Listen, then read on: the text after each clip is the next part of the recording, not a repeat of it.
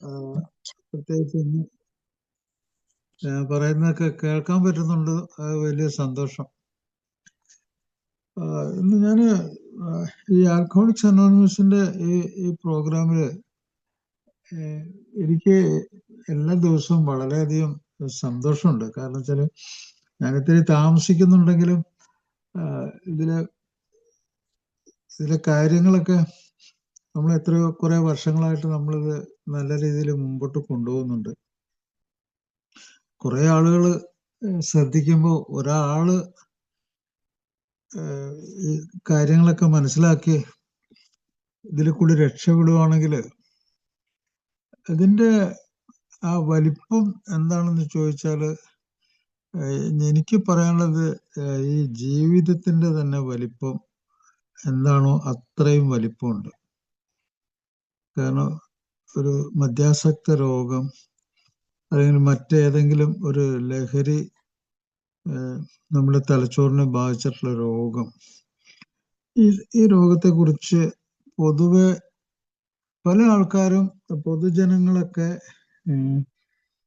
ലഹരി രോഗം എന്തോ ഒരു കുഴപ്പം പിടിച്ച് ഒരു ഒരു തകരാറുള്ള ഒരാള്, എന്തോ കുഴപ്പക്കാരൻ, ശല്യക്കാരൻ, അങ്ങനെയൊക്കെ ഒരു ധാരണ അവര്.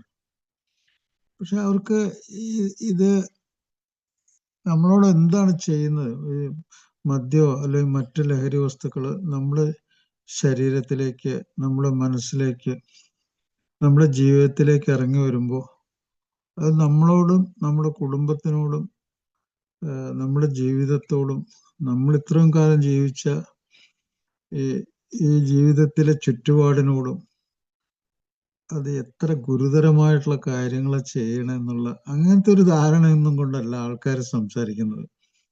ആൾക്കാർ ഒരു മറ്റു ലഹരി ഉപയോഗിച്ചിട്ട് ഒരു രോഗാവസ്ഥയിലെത്തിയ ഒരാളെ കാണുന്നത് ഒരിക്കലും ശരിയാകാത്ത, ഒരിക്കലും നന്നാകാത്ത, ഒരിക്കലും ഗുണം പിടിക്കാത്ത ഒരാളായിട്ടാണ് കണക്കാക്കുന്നത്. അതാണ് ജനത്തിന്റെ ധാരണ അതാണ്.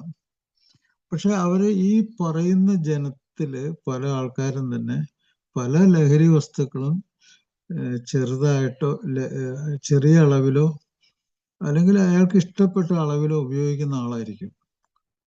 ഇപ്പൊ ഉദാഹരണത്തിന് അയാൾ പുകവലിക്കുന്ന ആളായിരിക്കും, അയാൾ മദ്യം കഴിക്കുന്ന ആളായിരിക്കാം. പക്ഷെ അയാള് ഇങ്ങനെയുള്ള ഒരാളെ, ഒരു അസുഖം ബാധിച്ച ഒരാളെ അയാൾ വളരെ മോശക്കാരനായിട്ടാണ്. അപ്പൊ ഇതിന്റെ ഇടയിൽ തന്നെ ഒരു കമ്പാരിസൺ ഉണ്ട്, ഒരു താരതമ്യമുണ്ട്. ഒരല്പം ഉപയോഗിക്കുന്ന ആള്, വല്ലപ്പോഴും ഉപയോഗിക്കുന്ന ആള്, അല്ലെങ്കിൽ സ്ഥിരമായിട്ട് ഉപയോഗിക്കുന്ന ഒരാള്, ഇങ്ങനെയൊക്കെയുള്ള ഒരു ധാരണ ഇതിന്റെ ഇടയിൽ തന്നെ ഉണ്ട്. അങ്ങനെ ഒരു വേർതിരിവ്, ആ വേർതിരിവ് അനുസരിച്ച് ചില ചില അഭിപ്രായങ്ങൾ ചാർത്തി കൊടുക്കുന്നുണ്ട് ചില ആൾക്ക്. അവൻ വളരെ മോശക്കാരൻ, ഭയങ്കര കുഴപ്പക്കാരനോ അങ്ങനത്തെ. വാസ്തവത്തിൽ അവര് എന്താണ് ഈ സൂക്കേടെന്ന് അവരറിയുന്നില്ല. എന്ത് സംഗതിയാണ് അയാളെ തന്നെ ബാധിക്കാൻ പോകുന്ന ഒരു കുഴപ്പമായിരിക്കും അത്. ഇങ്ങനെയൊക്കെ ഉപയോഗിക്കുന്ന ആളെയും അയാളെ അടുത്ത മാസത്തിലോ അടുത്ത വർഷത്തിലോ അതിനടുത്ത വർഷത്തിലോ അയാളെയും തന്നെ ചിലപ്പോൾ മാരകമായിട്ട് ബാധിക്കാൻ പോകുന്ന ഒരു സംഗതി ആയിരിക്കും. എന്നാലും അയാളത് അറിയുന്നില്ല.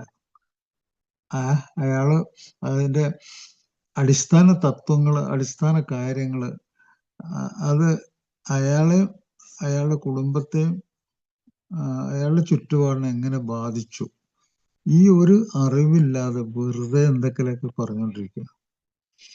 ഞാൻ പറയുന്ന മദ്യാസക്ത രോഗമോ അല്ലെങ്കിൽ മറ്റു ലഹരി രോഗങ്ങളോ ഒരാളെ ബാധിച്ചിട്ടുണ്ടെങ്കിൽ അവര് ഏതെങ്കിലും ഒരു വിഷയം നമ്മുടെ ജീവിതത്തെ ഗൗരവമായിട്ട് ബാധിച്ചിട്ടുണ്ടെങ്കിൽ ആ രീതിയിൽ ഇതിനെ സ്വീകരിച്ചില്ലെങ്കിൽ, ഇതൊരു വളരെ തണുപ്പനായിട്ടുള്ള ഒരു മനോഭാവത്തോടു കൂടി സ്വീകരിക്കുകയാണെങ്കിൽ നാളെ അയാൾ മരിച്ചു പോകുന്ന എന്തവസ്ഥയിലാണെന്ന് അയാൾക്ക് പോലും തീരുമാനിക്കാൻ പറ്റാത്തൊരവസ്ഥയാണെന്ന് ഞാൻ പറയും. അപ്പൊ അതുകൊണ്ട് ഇത് വളരെ ഗൗരവത്തോടെയും ഇതിന്റെ ചികിത്സ വളരെ ഗൗരവത്തോടെയും വേറൊരാൾക്ക് ഒരു ഉപദേശം കൊടുക്കുന്നുണ്ടെങ്കിൽ അതും ഗൗരവത്തോടെയും അങ്ങനെ കാണാൻ കഴിവില്ലാത്ത ഒരാള് ഏഹ് അയാള് എനിക്ക് തോന്നുന്ന ഇതുകൊണ്ട് വലിയ ഗുണമൊന്നും കിട്ടാൻ പോകുന്നില്ല അയാൾക്ക്. അപ്പൊ ഈ ഗൗരവം പല ആൾക്കാരും നമ്മുടെ പ്രോഗ്രാമിലെത്തിയ പല ആളുകൾക്കും ഇത് വളരെയധികം ജീവിതം അങ്ങേയറ്റത്തെ കുഴപ്പത്തിൽ എത്തി മരണത്തിന്റെ വക്കിലെത്തിയപ്പോഴൊക്കെയാണ് ചില ആൾക്കാർ ഇങ്ങനെ ഞാൻ ഈ പറഞ്ഞ ഗൗരവം കണ്ടത് നേരം. ഇനിയൊരടി മുമ്പോട്ട് ജീവിതം ഇല്ല. എന്തൊക്കെ ഉള്ളൊരു ധാരണ, ഒരു എന്താ പറയാ, ഒരു വളരെ വളരെ വളരെ ഒരു നരകതുല്യമായിട്ടുള്ളൊരവസ്ഥ അത് സൃഷ്ടിക്കപ്പെട്ടപ്പോഴാണ് അവര് ഗൗരവ് എന്നുള്ള ആ അവസ്ഥയിൽ ഇത് എടുത്തത്. അപ്പൊ അതുകൊണ്ട് ഞാൻ ഈ പ്രോഗ്രാമിൽ ഞാൻ സംസാരിക്കുമ്പോൾ എനിക്ക് എൻ്റെ മുമ്പില് ഞാൻ പല ആൾക്കാരെയും ഉദ്ദേശിക്കുന്നുണ്ട്. ചിലപ്പോൾ ഒരു മദ്യാസക്തന്റെ കുടുംബാംഗങ്ങളോ അല്ലെങ്കിൽ മദ്യമോ മറ്റു ലഹരി വസ്തുക്കളോ ഒരിക്കലും ഉപയോഗിക്കാത്ത ഒരാളോ, അങ്ങനെ ഒരാളുണ്ടാവുമെന്ന് എനിക്ക് തോന്നുന്നില്ല. അപ്പൊ അങ്ങനെ ഉപയോഗിക്കാത്ത ആളുകളോ അല്ലെങ്കിൽ ഉപയോഗിക്കുന്ന ആളുടെ കൂടെ ജീവിക്കുന്നവരോ, അവരൊക്കെ ഇങ്ങനെ ഒരു പ്രോഗ്രാം കേൾക്കുമ്പോൾ ഇത് ശരിക്കൊരു വെളിച്ചം, ഒരു വഴി കാണിക്കാനായിട്ടുള്ള ഒരു ചെറിയ വെളിച്ചമായിട്ട് അവർ കണക്കാക്കിയാൽ അത് വലിയ മഹത്തായൊരു സംഗതി ആയിരിക്കും എന്ന് എനിക്ക് തോന്നുന്നു. അതൊരു ഉപദേശമൊന്നുമല്ല. അത് വേണ്ടപ്പോൾ ചില കാര്യങ്ങൾ വേണ്ട രീതിയിൽ എടുക്കാൻ പറ്റാതെ നമ്മൾ മരിച്ചുപോയ എത്രയോ അവസ്ഥ ഉണ്ടായിട്ടുണ്ട്. അതുപോലെ കണക്കാക്കി മതി. അപ്പോ അതിന്റെ അടിസ്ഥാനമായിട്ടുള്ള ശാസ്ത്രം, അതിന്റെ ജീവിത രീതി, ലൈഫ് ഏരിയസ്, ജീവിതത്തിന്റെ വിവിധ ഭാഗങ്ങൾ, ഇതൊക്കെ ഞാൻ ഇതുമായിട്ട് ബന്ധമുള്ള മറ്റു ലഹരികൾ, ഈ കാര്യങ്ങളൊക്കെ ഞാൻ ഇന്ന് സംസാരിക്കുന്നത്. ഇതിൽ ആദ്യമായിട്ട് ആരെങ്കിലും കേൾക്കാൻ ഉദ്ദേശിച്ച് വന്നിട്ടുണ്ടെങ്കിൽ അവർക്ക് സ്വാഗതം. ഇതൊരു ഉപദേശമല്ല, അത് ആദ്യം അവർ മനസ്സിലാക്കുക. ഇതൊരു ഉപദേശമോ അല്ലെങ്കിൽ ഒരു പഠിപ്പിക്കലോ മറ്റൊന്നുമല്ല. ഇത് ജീവിതമാണെന്ന് കരുതിയാണ്. ഈ ജീവിതത്തിന്റെ ഒരു ഭാഗം നമ്മൾ കുറച്ച് സമയം കൊണ്ട് ഒന്ന് പരിശോധിച്ച് നോക്കുന്ന ഒരു കാര്യം. അത് നമ്മളെല്ലാവരെയും ബാധിച്ചിട്ടുണ്ട്. മദ്യം കഴിക്കുന്ന ആൾക്കാർ കുറച്ചു പേരാണെങ്കിലും അല്ലെങ്കിൽ നമുക്ക് കണക്കാക്കാൻ പറ്റാത്ത ആൾക്കാരാണെങ്കിലും നമുക്കറിയാൻ പാടില്ലാത്ത ആൾക്കാരാണെങ്കിലും മദ്യവും മറ്റു ലഹരി വസ്തുക്കൾ ഉപയോഗിക്കുന്ന ആൾക്കാരും അവരുടെ ജീവിതവും അവര് ഒരിക്കലും കണ്ടിട്ടില്ലാത്ത ആളുകളെയും ബാധിക്കുന്നുണ്ട്. അത് അവരറിയുന്നില്ല. അതാണ് വേറൊരു കാര്യം. ഇപ്പോ ഞാനും മദ്യം ഉപയോഗിക്കുന്നു, എനിക്ക് ചില സ്വഭാവ രീതികൾ വരുന്നു, ചില തരത്തിലുള്ള മാനസിക രോഗങ്ങൾ വരുന്നു, ഞാൻ ജീവിക്കുന്നു, സമൂഹത്തിന്റെ ഇടയിൽ ഞാൻ ജീവിക്കുന്നു.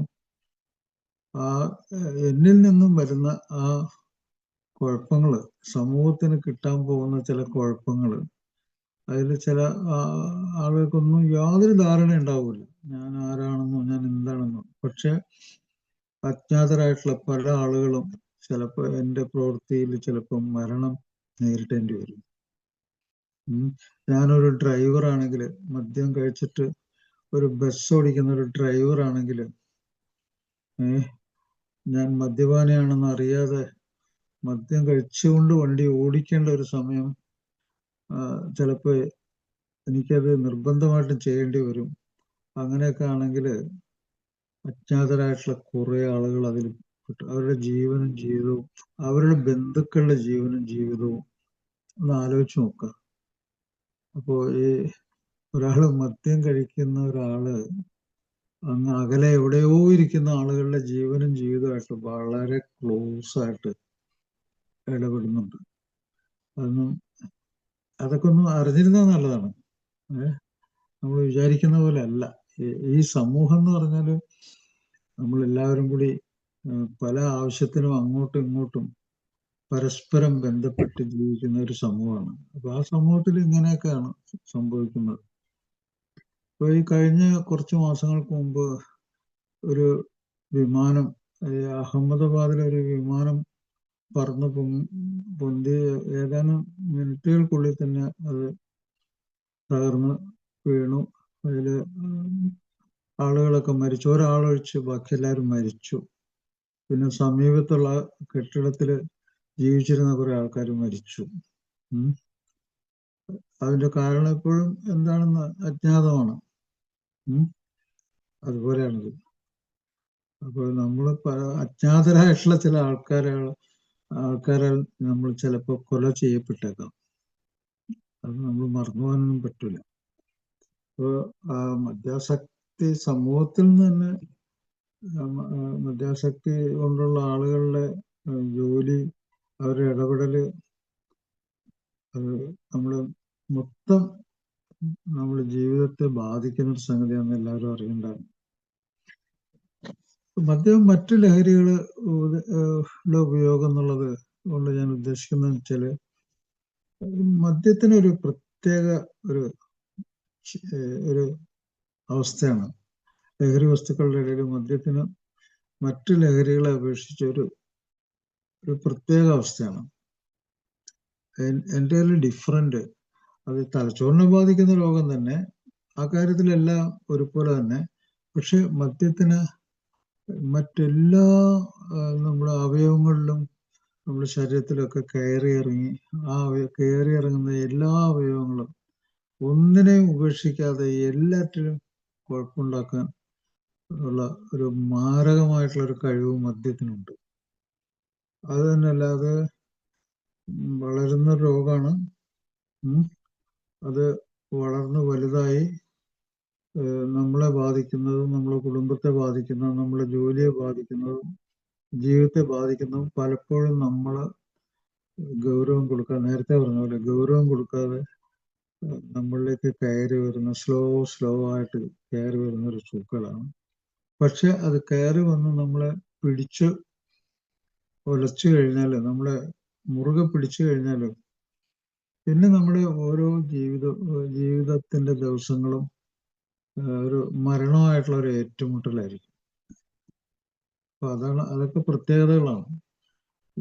ഒന്ന്, ശരീരത്തിലെ എല്ലാ അവയവങ്ങളെയും, ഏറ്റവും കാതലായിട്ടുള്ള അവയവം നമ്മുടെ ബ്രെയിനാണ്, തലച്ചോറിന്റെ സൂക്കളാണ്. It's a brain disease. അപ്പൊ എല്ലാ ലഹരി വസ്തുക്കളും നമ്മൾ അതിന് നിർവചനം കൊടുക്കുകയാണെങ്കിൽ chronic progressive relapsing brain disease എന്ന് പറയും. അതിൻ്റെ അർത്ഥം ഒരു ജീവിതം മുഴുവൻ നീണ്ടു നിൽക്കുന്ന, മുന്നോട്ട് പോകുന്ന, തലച്ചോറിനെ ബാധിച്ച് നിർത്തിവെച്ചാലും പുനർപതനം വീണ്ടും വരുന്ന ഒരു രോഗമാണ്, തലച്ചോറിന്റെ രോഗമാണ് എന്നാണ് അതിന്റെ നിർവചനം. ഈ ലഹരി വസ്തുക്കളെല്ലാം തന്നെ. പക്ഷെ മദ്യത്തിന് ഒരു പ്രത്യേക സ്ഥാനമുണ്ട്. അതിന്റെ കാരണം അത് ശരീരത്തിലെ എല്ലാ അവയവങ്ങളിലും, തലച്ചോറ്, അതുമായിട്ട് ബന്ധപ്പെട്ട തലച്ചോറ് നിയന്ത്രിക്കുന്ന എല്ലാ അവയവങ്ങളെയും അത് ബാധിക്കുന്നു. ഓരോ നിമിഷത്തിലും അത് മരണമായിട്ട് വളരെ ക്ലോസ് റിലേഷനാണ്. അത് ഞാൻ പറയാം, 200ഓളം ശാരീരിക രോഗങ്ങൾ, വളരെയധികം മാനസിക രോഗങ്ങൾ, സാമൂഹ്യ ജീവിതത്തെ ബാധിക്കുന്ന കുഴപ്പങ്ങള്, കുറ്റകൃത്യങ്ങള്, അപകട മരണങ്ങള്, അതുപോലെ ഏറ്റവും വലിയ അവയവങ്ങളായിട്ടുള്ള കരൾ, മാംസപേശികള്, വൃക്കകള്, ഞരമ്പുകള്, രക്തം, ശ്വാസകോശം, ലൈംഗിക അവയവങ്ങള്, എല്ലാത്തിനും ബാധിക്കുന്ന ഒരു മാരക രോഗം. അതാണ് ഈ മദ്യപാന രോഗത്തിന് പ്രത്യേകിച്ചുള്ള കഴിവ്. മറ്റൊരു സംഗതി കൂടി, മദ്യപാന രോഗം ഒരു ആദ്യത്തെ ലഹരി രോഗമായിട്ട് ഒരാളിൽ പ്രവർത്തിച്ച് തുടങ്ങിക്കഴിഞ്ഞാൽ, പിന്നീട് മറ്റ് ലഹരിയിലേക്ക്, മറ്റ് സബ്സ്റ്റൻസ് യൂസ് എന്ന് പറയും, ലഹരി വസ്തുക്കൾ ഉപയോഗിക്കാനും അതിലേക്കുള്ളൊരു പാലം വിട്ടുകൊടുക്കും. ഒരു പാലം. ആ പാലത്തിലൂടെ നമുക്ക് മറ്റ് ലഹരികളിലേക്ക് കടക്കാം. ഇപ്പോൾ ഉദാഹരണത്തിന് പുക വലിക്കുന്നവർക്ക് സിഗരറ്റിന്റെ ഉപയോഗം, അത് കഞ്ചാവിന്റെ ഉപയോഗം, അല്ലെങ്കിൽ ഓപ്പിയത്തിന്റെ ഉപയോഗം, അല്ലെങ്കിൽ MDMA ഉപയോഗം, അല്ലെങ്കിൽ കീറ്റമിന്റെ ഉപയോഗം, അല്ലെങ്കിൽ കൊക്കൈന്റെ ഉപയോഗം, അങ്ങനെ മറ്റു പല ലഹരിയിലേക്കുള്ള ഒരു പാലം കൂടിയാകുന്നു. ഒരു പാലം. ചിലപ്പോൾ ഈ പാലത്തിന്റെ തുടക്കം ചിലപ്പോൾ പുകയിലായിരിക്കും. പുകയിലായിരിക്കും ആദ്യം തുടങ്ങിയത്. അത് കഴിഞ്ഞിട്ട് അത് ഒരു പാലമായിട്ട് പ്രവർത്തിച്ച് മദ്യത്തിലേക്കും മറ്റു ലഹരിയിലേക്കുമുള്ള. പക്ഷെ ഏറ്റവും കൂടുതൽ ആളുകൾ തുടക്കം മദ്യത്തിൽ തന്നെയാണ്. ചില ചെറുപ്പക്കാരായിട്ടുള്ള ആൾക്കാർ പുകവലിയിലാണ് ആദ്യം. ചില ആൾക്കാർ രണ്ടിലും കൂടി ഒരുമിച്ച് തുടങ്ങിയിട്ടുണ്ടാവും. ഏതായാലും ഈ പോളി സബ്സ്റ്റൻസ് എന്ന് പറഞ്ഞാൽ മറ്റ് എല്ലാ ലഹരികളും കൂടി ഒരുമിച്ച് ഉപയോഗിക്കുന്ന ആളുകളുടെ ജീവിതം, ഇതെല്ലാത്തിൻ്റെയും കൂടി ഒരു തലച്ചോറിലുള്ള ഒരു പ്രവർത്തനവും അതിൻ്റെ ആ ഇൻഡിവിജ്വൽ ആയിട്ടുള്ള ആ പ്രത്യേക ലഹരി വസ്തു പ്രത്യേക രീതിയിലുള്ള തലച്ചോറിനെ ബാധിക്കുന്നതും അതിൻ്റെ ആസക്തി, അതിൻ്റെ പ്രത്യേകത, ഇതിന് ഓരോ ലഹരി വസ്തുവിനും പ്രത്യേക തരം ആസക്തിയാണുള്ളത്. അപ്പോൾ ഞാൻ മദ്യത്തെക്കുറിച്ച് പലപ്പോഴും സംസാരിച്ചിട്ടുണ്ട്, എല്ലാവർക്കും അറിയാം. അപ്പോൾ അതിൽ നമ്മൾ തുടക്കം ഈ ബ്രെയിൻ ഡിസീസ് എന്നുള്ള ആ ഒരു ഇത് വളരെ ഗൗരവത്തിലെടുക്കുക. കാരണം ഒരാൾ ജനിച്ചു കഴിഞ്ഞ് അയാളുടെ ഒരു പാരമ്പര്യമുണ്ട്. ആ പാരമ്പര്യമൊക്കെ കഴിഞ്ഞു കഴിഞ്ഞാൽ അയാളുടെ വീട്ടിലോ അയാളുടെ അയൽവക്കത്തോ അല്ലെങ്കിൽ അയാൾ പരിചയപ്പെടുന്ന സുഹൃത്തുക്കൾക്കോ എന്തെങ്കിലും ഒരു ലഹരി വസ്തുവായിട്ടൊരു കണക്ഷൻ ഉണ്ടെങ്കിൽ ഈ ലഹരി വസ്തു ഉപയോഗിക്കുമ്പോഴൊക്കെ അയാൾ എന്തൊരു പ്രത്യേകതരം സന്തോഷം അനുഭവിക്കുന്നതായിട്ട് ഒരാൾക്ക് തോന്നുവാണെങ്കിൽ തീർച്ചയായിട്ടും അയാളുടെ പ്രായം 10 15 വയസ്സാണെങ്കിലും അത് കണ്ടു കഴിയുമ്പോൾ ആദ്യത്തെ ആ വിചാരം അതിൽ കൂടി അതൊന്ന് പരീക്ഷിക്കുക എന്നുള്ളതാണ്. ആ പരീക്ഷണത്തിലൂടെ അയാൾ അതിനെ കണ്ടെത്തും. അയാൾ ചിലപ്പോൾ അതിൽ കൂടി മുന്നോട്ട് പോകും. ഇത് വളരെ പ്രധാനപ്പെട്ട സംഗതിയാണ്. അപ്പോൾ സ്വന്തം വീട്ടിലോ അല്ലെങ്കിൽ ചുറ്റുപാടോ അല്ലെങ്കിൽ സുഹൃത്തുക്കളോ ചെറിയ പ്രായത്തിൽ തന്നെ അത് ഉപയോഗിക്കുമ്പോൾ അവർ അതിൽ പ്രത്യേക സന്തോഷം കാണിക്കുന്നുണ്ടെങ്കിൽ, അവർ വീണ്ടും അത് ഉപയോഗിക്കുന്നുണ്ടെങ്കിൽ എന്തുകൊണ്ട് തനിക്കും അതൊന്ന് പരീക്ഷിച്ച് നോക്കാൻ പറ്റില്ല, തനിക്കൊന്ന് പരീക്ഷിച്ച് നോക്കണം. അതിൽ കൂടി എത്രയോ ആൾക്കാർ അങ്ങനെ ഒരു തുടക്കത്തിൽ കൂടി മദ്യപാനത്തില് മറ്റു ലഹരിയിലേക്കും കടന്നു പോയിട്ടുണ്ട്. അത് അപ്പൊ രണ്ട് തരം അവിടെ, രണ്ട് പരിപാടി ഒരുമിച്ചാണ് അവിടെ. ഒന്ന് കുടുംബത്തിൽ നിന്നും അല്ലെങ്കിൽ ചുറ്റുപാടിൽ നിന്നും അയാളിലേക്ക് രോഗം എത്തുന്നു, അതിനെക്കുറിച്ചുള്ള ചിന്ത എത്തുന്നു, അത് പരീക്ഷണം നടത്താനുള്ള ഒരു ആഗ്രഹം എത്തുന്നു, അയാൾ പരീക്ഷിക്കുന്നു. അതിൽ കൂടി അയാൾക്ക് പാരമ്പര്യം സ്ട്രോങ് ആണെങ്കിൽ ആ പാരമ്പര്യം ഊട്ടി ഉറപ്പിക്കാനുള്ള ഒരു ഏറ്റവും നല്ലൊരു സൗകര്യമാണത്. അതുപോലെ അയാളുടെ ചുറ്റുപാട് അനുകൂലമാണെങ്കിൽ അയാൾക്ക് അതിൽ ഒട്ടിപ്പിടിച്ച് നിൽക്കാനുള്ള ഏറ്റവും നല്ല അനുകൂല ഘടകം അവിടെ ഉണ്ട്. അങ്ങനെ എത്രയോ ആൾക്കാർ 10 12 വയസ്സിൽ 15 വയസ്സിലൊക്കെ മദ്യവും മറ്റു ലഹരി വസ്തുക്കളൊക്കെ ഉപയോഗിച്ച് എത്രയോ ആൾക്കാർ അവര് എന്താ പറ്റുക വെച്ചാൽ അവരുടെ ജീവിതം അവിടെ വെളിച്ചം കിടക്കാത്ത ഒരു മുറി, ഒരു സ്വാതന്ത്ര്യം ഇല്ലാത്തൊരവസ്ഥ, അയാൾക്ക് മറ്റ് ചോയ്സുകളൊന്നും ഇല്ലാത്തൊരവസ്ഥ. ചോയ്സ് എന്ന് പറഞ്ഞാൽ പല ആളുകളും ഇപ്പോൾ ചെറിയ പ്രായത്തിൽ പല ആഗ്രഹങ്ങളുണ്ടാവും. ഞാൻ എന്തെങ്കിലുമൊക്കെ ആയിത്തീരാൻ ആഗ്രഹിക്കും, എന്തെങ്കിലും എനിക്ക് എൻ്റെ കഴിവിനനുസരിച്ച് ഞാൻ പലതും ആയിത്തീരാൻ ആഗ്രഹിക്കും. പക്ഷെ ഇത് തിരഞ്ഞെടുത്താൽ മറ്റ് ചോയ്സ് ഉണ്ടാവില്ല. ചോയ്സ് നമ്പർ 1 ചോയ്സ് ഇതായിട്ട് മാറും. Number 1 choice. അപ്പൊ ആ തെരഞ്ഞെടുപ്പ് മറ്റൊന്നും തിരഞ്ഞെടുക്കാൻ അത് സമ്മതിക്കില്ല. ഇത് ഉപേക്ഷിച്ചിട്ട് മറ്റൊന്നും തിരഞ്ഞെടുക്കാൻ ഇത് സമ്മതിക്കില്ല. അങ്ങനത്തെ ഒരു അവസ്ഥ. അപ്പൊ ആദ്യത്തെ പർപ്പസ് ഇതായി മാറും. ആദ്യത്തെ ചോയ്സ് ഇതായിട്ട് മാറും. അപ്പൊ അതിൽ കൂടി ആ ജീവിതം ഛിന്ന ഭിന്നമായിട്ട് പോകുന്ന പറയും. ഛിന്ന ഭിന്നമായിട്ട്. അത് വളരെ കറക്റ്റാണ്.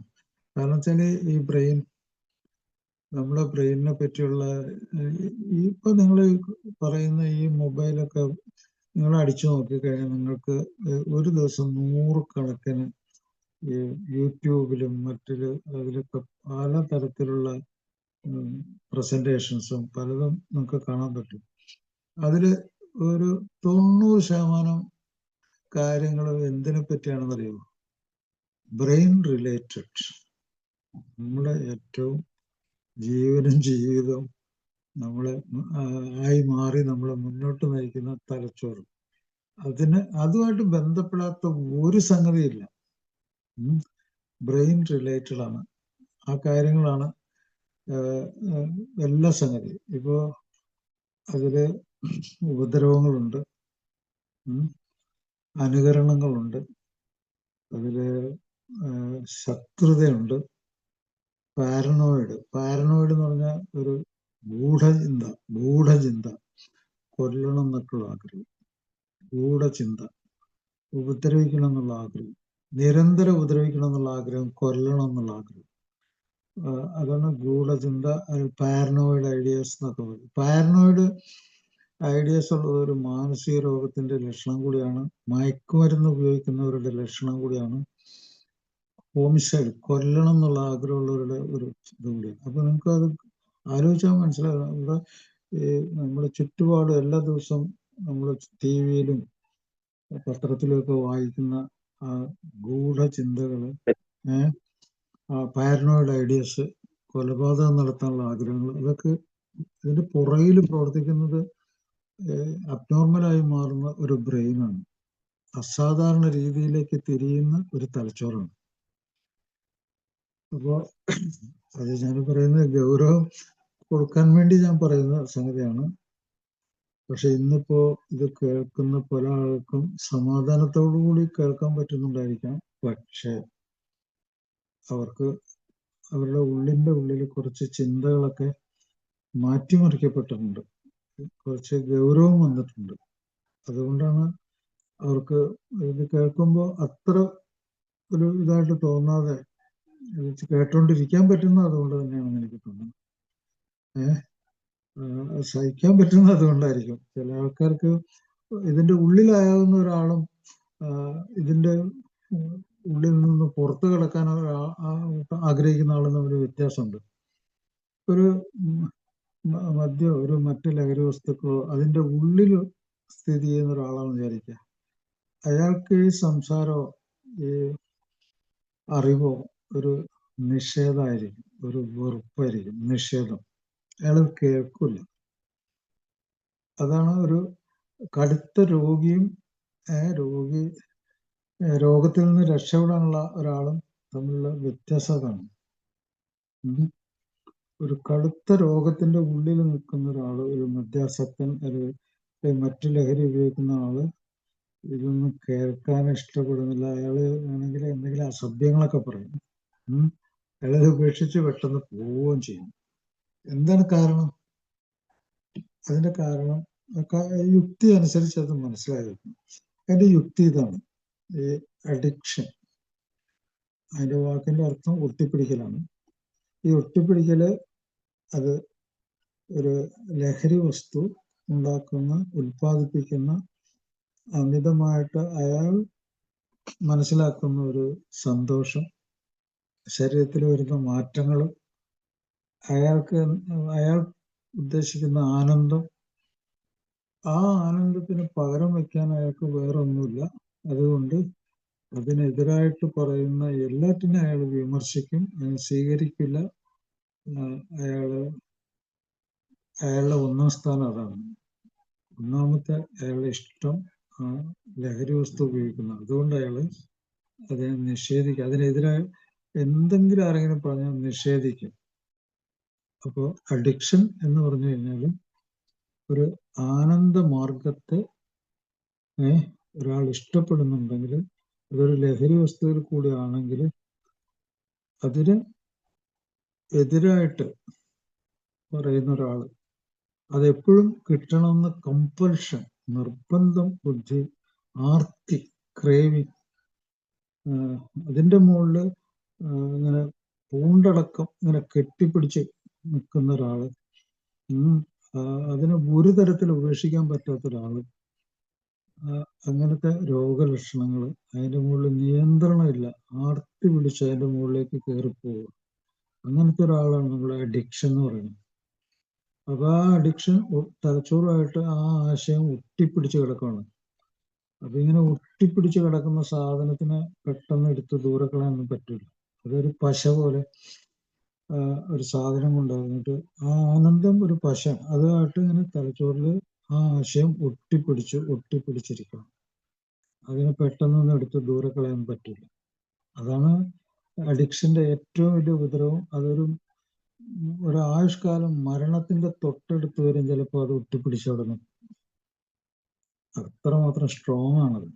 തലച്ചോറിന്റെ ഇലക്ട്രിക്കൽ സർക്യൂട്ടിൽ അത് മെമ്മറി ഉണ്ടാക്കി വെച്ചിട്ടുണ്ട്. ആ മെമ്മറി മരിക്കുന്നത് പോലും അടുത്ത് പോലും ചിലപ്പോൾ മാഞ്ഞു പോകില്ല.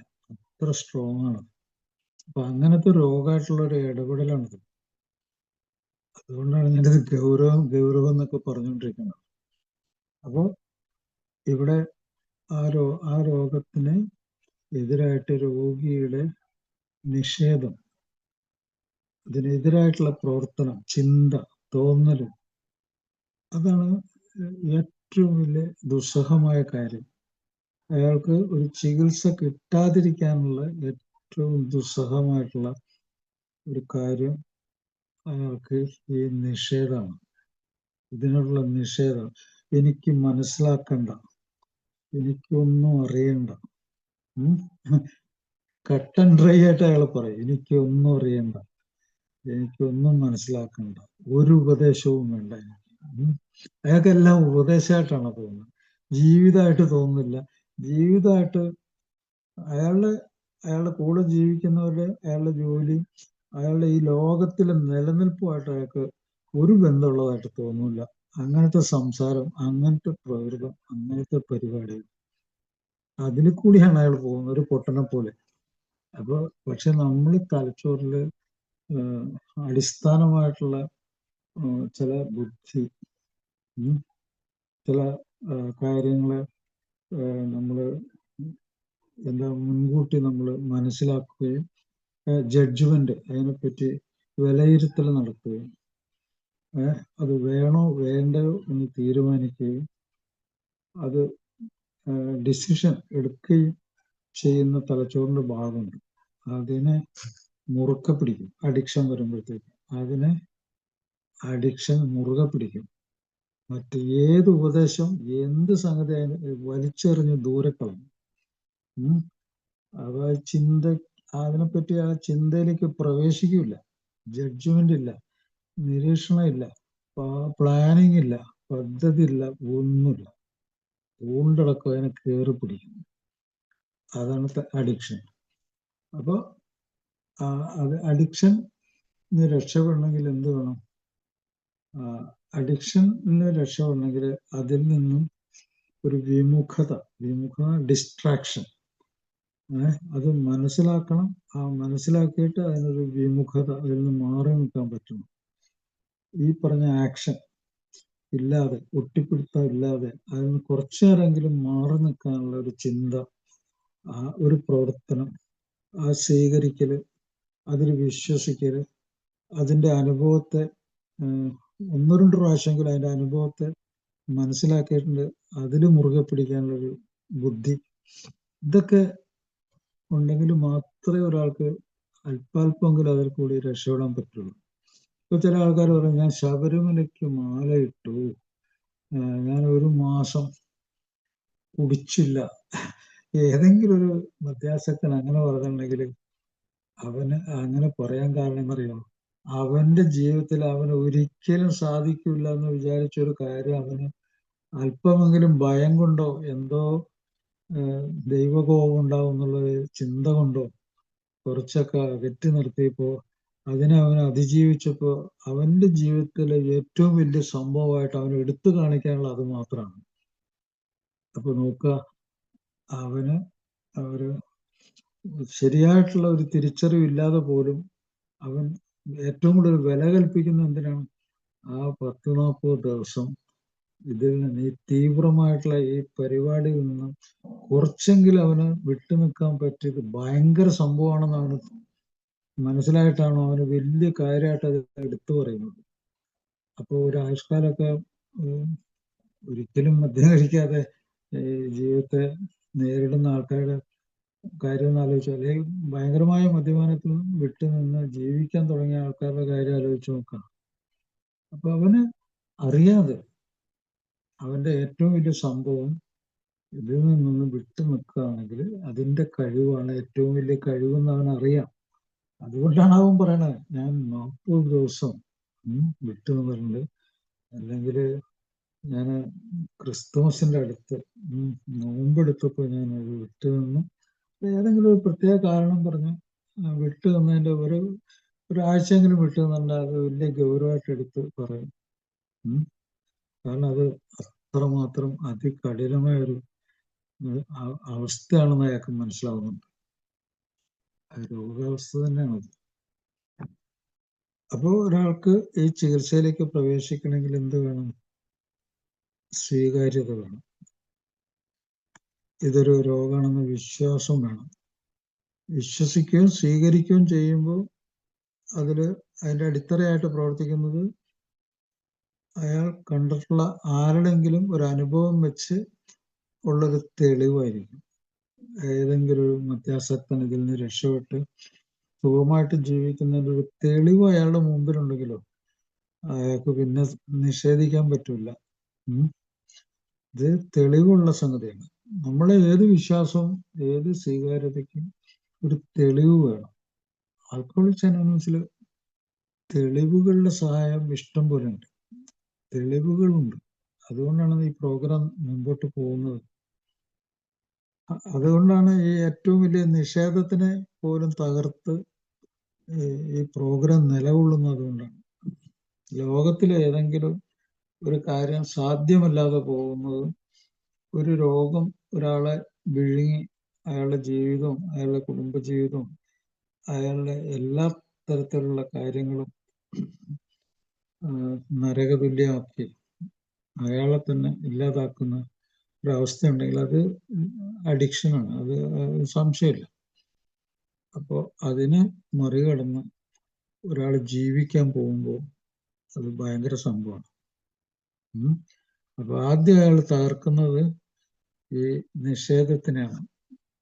ഈ പ്രോഗ്രാം കേട്ടിട്ട് ഒരാള് ഇതിൽ കൂടി രക്ഷപ്പെടണമെന്ന് ആഗ്രഹിക്കുന്ന ആള് ആദ്യം അയാൾ വെല്ലുവിളിക്കേണ്ടത് അയാളുടെ തന്നെ നിഷേധത്തിനാണ്. നിഷേധത്തിന് പുറമെ അയാൾക്ക് ഏത് ലഹരിയുടെ കാര്യത്തിലും നിസ്സാരമാക്കല് ഉണ്ട്. നിസ്സാരമാക്കും. അയാള് മൗന ആയിട്ട് ചെയ്യുന്നൊരു കലാപരിപാടിയാണ് നിസ്സാരം. അയാളുടെ വാക്ക് തന്നെ ഒരു പ്രത്യേക ടോണിൽ തന്നെ ആയിരിക്കും. നിസ്സാരാക്കുക. നിഷേധം മാത്രമല്ല, നിസ്സാരാക്കുക. അതുപോലെ അയാളൊരു മുനിയെ പോലെ ഇതിനെപ്പറ്റി അഭിപ്രായം പറയാതെ മിണ്ടാതിരിക്കും. ഒരു മുനിയായി മാറാൻ പറ്റില്ല. ഇങ്ങനെയുള്ള ജീവിതത്തെ ബാധിക്കുന്ന ഗൗരവമുള്ള സംഗതി, ജീവിതം മരണം അതിനെ ബാധിക്കുന്ന ഗൗരവമുള്ളൊരു കാര്യത്തിൽ ഒരു മുനിയായിരിക്കാൻ പറ്റും. ഒരു അഭിപ്രായമില്ല. കേട്ടില്ല, കണ്ടിട്ടില്ല. 3 കുരങ്ങന്മാരും കണ്ടില്ല, കേട്ടില്ല, മനസ്സിലാക്കിയില്ല, പോയി. അങ്ങനെ മുനിയാകാൻ പറ്റും അയാൾക്ക്. അപ്പൊ നിസ്സാരാക്കാൻ പറ്റും, മുനിയാകാൻ പറ്റും. മറ്റൊരു അടവ് കൂടിയുണ്ട്, അടവ് നയം. അതാണ് യുക്തി പറയുക, റാഷണാലിറ്റി. യുക്തി ഇല്ലാത്ത യുക്തി, അതൊരു പൊട്ടത്തരാണ്. യുക്തി ഇല്ലാത്ത യുക്തി പല ആൾക്കാരും പറയണത് നിങ്ങൾ കേട്ടിട്ടുണ്ടാവും. ഞാനൊരു കല്ലുവെട്ടുകാരനല്ലേടാ, ഞാൻ രാവിലെ മുതൽ വൈകിട്ട് വരെ കഠിനമായി അധ്വാനിക്കുന്നവനല്ലേ, ഞാനല്പം മദ്യം കഴിച്ചാൽ നിനക്കെന്താണ്? അതുകൊണ്ട് എന്ത് ദോഷമാണ്? അപ്പൊ ഈ കഠിനാധ്വാനം ചെയ്യുന്ന എല്ലാവരും കുറച്ച് മദ്യം കഴിച്ചാൽ അയാളുടെ ആരോഗ്യം മെച്ചപ്പെടും, ഭയങ്കര സംഭവമാണ്. അതാണ്, അത് യുക്തിയാണ്. അതിൽ ഒരു യുക്തിയില്ല. കഠിനമായി അധ്വാനിക്കുന്ന ആള് വീണ്ടും കഠിനമായി തളർന്നു പോകുമല്ലോ മധ്യത്തിൽ. അപ്പൊ അത് യുക്തിയില്ലാത്തൊരു പൊട്ടത്തനാണ്. പക്ഷെ അയാളൊരു യുക്തിയായിട്ടാണ് അത് പറയുന്നത്. അപ്പോൾ അയാളുടെ സ്വഭാവത്തിൽ ഇതൊക്കെ കയറി വരും. ഈ നിഷേധവും നിസ്സാരാക്കലും, അതെല്ലാ അഡിക്ഷനും. ഈ മുനിയായി മാറാനുള്ള സ്വഭാവം, ഈ യുക്തി പറയുന്ന സ്വഭാവം, വേണ്ടി വന്നാൽ കൂടുതൽ പറഞ്ഞാൽ അടിക്കുകയും ചെയ്യും, അല്ലെങ്കിൽ ചീത്ത വിളി ചെയ്യും. ആങ്കർ, ദേഷ്യം കൊണ്ട് പ്രതിരോധിക്കും. നീ ആരായി എന്നെ ഉപദേശിക്കാൻ? നീ എൻ്റെ ആരാണ്? അങ്ങനെയൊക്കെ വേണം പൊട്ടിക്കറി. അപ്പൊ ഇങ്ങനെയുള്ള അവസ്ഥയിൽ നിന്നാണ് ഇതിനെയൊക്കെ അതിജീവിച്ചിട്ട് വേണം ഈ പ്രോഗ്രാമില് കയറുവും. അത് എന്താണെന്ന് അറ്റ്ലീസ്റ്റ് അത് കേട്ട് മനസ്സിലാക്കിയിട്ട് അതിൽ കൂടി ചില കാര്യങ്ങൾ ചെയ്യാനുണ്ട്. ഈ പ്രോഗ്രാമിൽ എത്തിക്കഴിഞ്ഞാൽ പല കാര്യങ്ങളുണ്ട്. ഒന്ന്, പ്രോഗ്രാമില് അക്സെപ്റ്റൻസ് ഉണ്ടെന്ന് പറഞ്ഞല്ലോ. അത് സ്വീകരിക്കുക മാത്രമല്ല, ഒരു ആക്ഷൻ ഉണ്ട്, ഒരു പ്രവർത്തനം. ഈ പ്രവർത്തനം തന്നെ തുടങ്ങാൻ യെസ് ഓർ നോ, ഒരു തീരുമാനം എടുക്കാൻ ചിലപ്പോൾ മാസങ്ങള്, വർഷങ്ങള്, എത്രയോ ആളുകൾ അങ്ങനെ പോയിട്ടുണ്ട്. സമയം പോയി ഒരു തീരുമാനം എടുക്കാൻ പറ്റാതെ. അപ്പൊ സ്വീകരിച്ചു കഴിഞ്ഞാൽ ആക്ഷൻ ഉണ്ടാവണം. ആക്ഷനെ കുറിച്ച് ഒരു ഉറപ്പെടുക്കാൻ പറ്റില്ല. യെസ് ഓർ നോ, എന്നാണ് തുടക്കം, എന്നാണ് നിർത്തേണ്ടത്, അത് തീരുമാനിക്കാൻ പറ്റാതെ വർഷങ്ങൾ കടന്നുപോയ എത്രയോ ആൾക്കാരുണ്ട്. ആക്ഷൻ ഇല്ല. ആക്ഷൻ എടുക്കണോ വേണ്ടയോ, അതിന് ആംബിവലൻസ് എന്നൊക്കെ പറയും ഇംഗ്ലീഷിലെ. ആംബിവലൻസ്, വേണോ വേണ്ടയോ. അഥവാ ഒരു ആക്ഷൻ എടുത്തു, അത് കുറച്ച് ദിവസം കഴിഞ്ഞപ്പോഴത്തേക്കും അതിന്റെ തിക്തഫലങ്ങൾ, പിന്മാറ്റത്തിന്റെ തിക്തഫലങ്ങൾ വന്നപ്പോൾ വീണ്ടും അത് ബ്രേക്ക് ചെയ്തു. അത് ആക്ഷൻ മെയിൻറ്റെയിൻ ചെയ്തില്ല, നിലനിർത്തിയില്ല. അതുകൊണ്ട് വീണ്ടും പഴയ അവസ്ഥയിലേക്ക് പോയി. എന്തായി? സ്വീകരിക്കാത്ത, വിശ്വസിക്കാത്ത അവസ്ഥ, സംശയിക്കുന്ന അവസ്ഥ, യെസ് ഓർ നോ തീരുമാനിക്കാൻ പറ്റാത്ത അവസ്ഥ, വീണ്ടും ഒരു ആക്ഷനിലേക്ക് വരാൻ പറ്റാത്ത അവസ്ഥ. അങ്ങനെ എത്രയോ കാലം, 5 വർഷം, 10 വർഷം, 15 വർഷം. അപ്പൊ ചില ആൾക്കാർ ചികിത്സിക്കാൻ വരുമ്പോൾ 20 വർഷം, 25, 36 വർഷം, 40 വർഷം, അങ്ങനെയൊക്കെ വർഷങ്ങൾ കഴിഞ്ഞിട്ടാണ് ഈ പ്രോഗ്രാമിൽ തന്നെ ഒരു ആക്ഷൻ തുടങ്ങുന്നത്. അപ്പൊ ഒന്ന് ആലോചിച്ച് നോക്കി, ഈ രോഗത്തിന്റെ ആ തീവ്രത ഒന്ന് ആലോചിച്ച് നോക്കി. അയാൾ എത്രമാത്രം ഒട്ടിപ്പിടുത്തുണ്ടെന്ന് നോക്കുക. അഥവാ അയാൾക്ക് ഏസ് എന്ന് പറയണമെങ്കിൽ ജീവിതം ചില കാര്യങ്ങൾ അയാളെ പഠിപ്പിക്കും. ഇനി നിനക്കൊരു ജോലി കിട്ടില്ല, നീ ജോലി ഇല്ലാതെ ഇങ്ങനെ അലഞ്ഞെരിഞ്ഞ് നടക്കും, നിനക്ക് ഒരു ജീവിതം മുന്നോട്ട് കൊണ്ടുപോകാൻ പറ്റാത്ത അവസ്ഥ വരും, ഒരു ഭീഷണിയൊക്കെ ഉണ്ടാവും. അതുണ്ടാകാൻ ചിലപ്പോൾ, അല്ലെങ്കിൽ ഒരു രോഗാവസ്ഥകൾ വന്ന് അവശനാക്കിയ അയാളെ മരണത്തിന്റെ ഒരു ചിത്രം കാണിച്ചു കൊടുക്കും. അതിനാണ് നമ്മൾ പഴമക്കാർ പറയണ അടിത്തട്ടിൽ തട്ട്.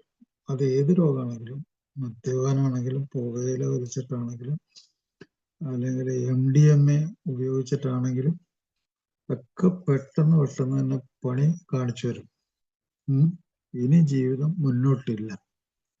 അത് ഇടയ്ക്കിടയ്ക്ക് പെട്ടെന്ന് കാണിച്ചു തരും. പക്ഷെ വീണ്ടും അത് നമ്മൾ അപ്പുറത്തേക്ക് ചാടിപ്പോകും. അപ്പൊ അത്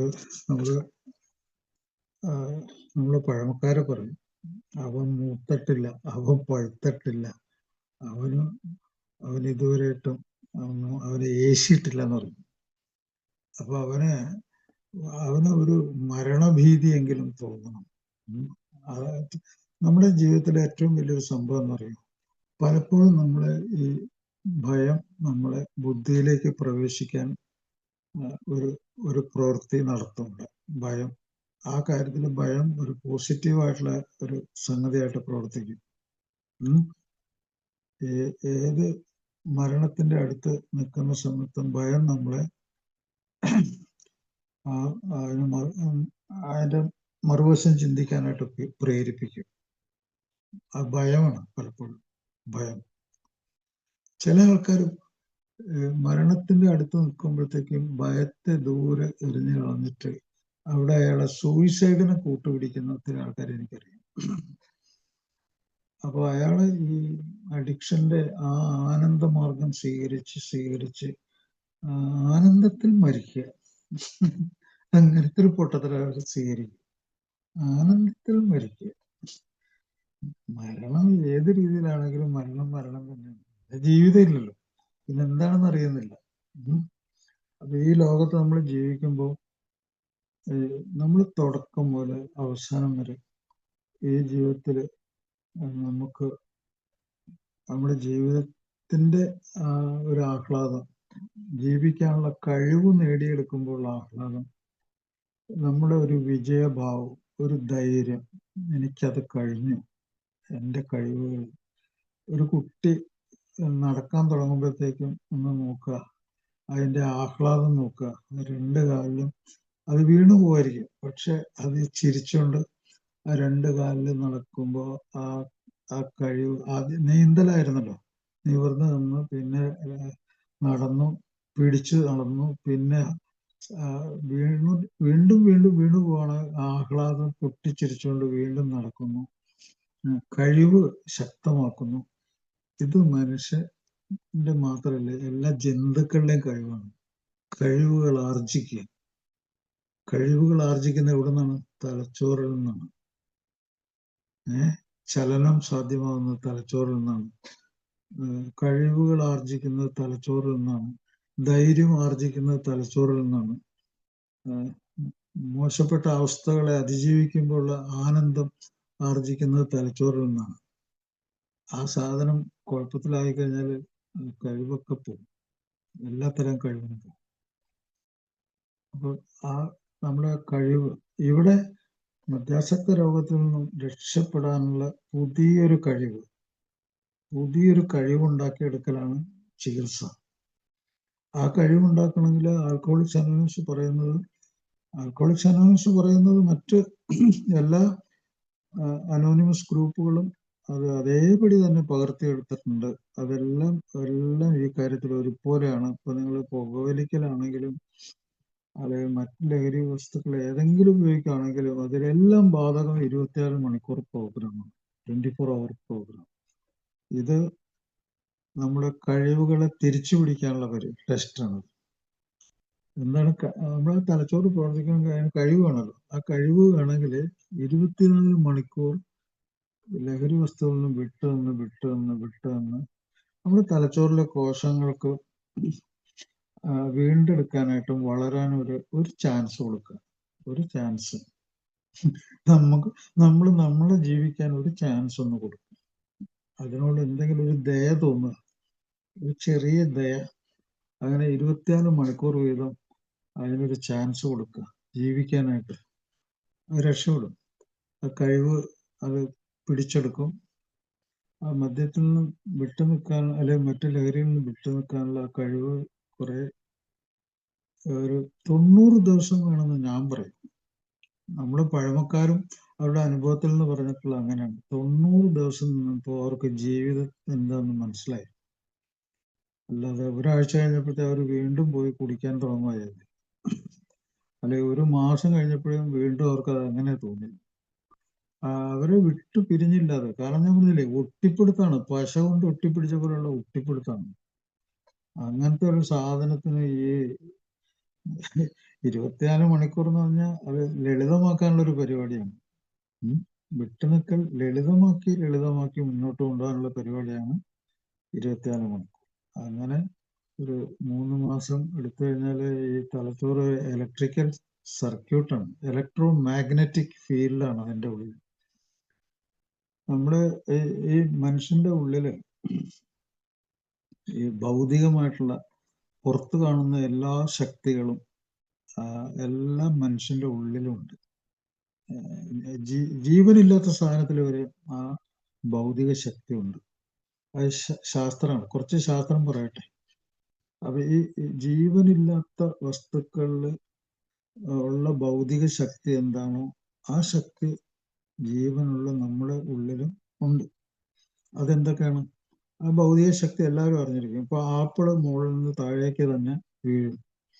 അതെന്ത്? ഗ്രാവിറ്റേഷൻ, ഗുരുത്വത്തിന്റെ ഫോഴ്സാണ്. അത് നമ്മുടെ ഉള്ളിലുണ്ട്. നമ്മള് ജീവനില്ലാത്ത ഒരു വസ്തുവിന്റെ പോലെയുള്ള ഭൗതികമായിട്ടുള്ള പ്രവർത്തനങ്ങൾ നമ്മുടെ ഉള്ളിൽ നടക്കുന്നുണ്ട്. ഗുരുത്വാകർഷണം, ഗ്രാവിറ്റേഷണൽ ഫോഴ്സ്.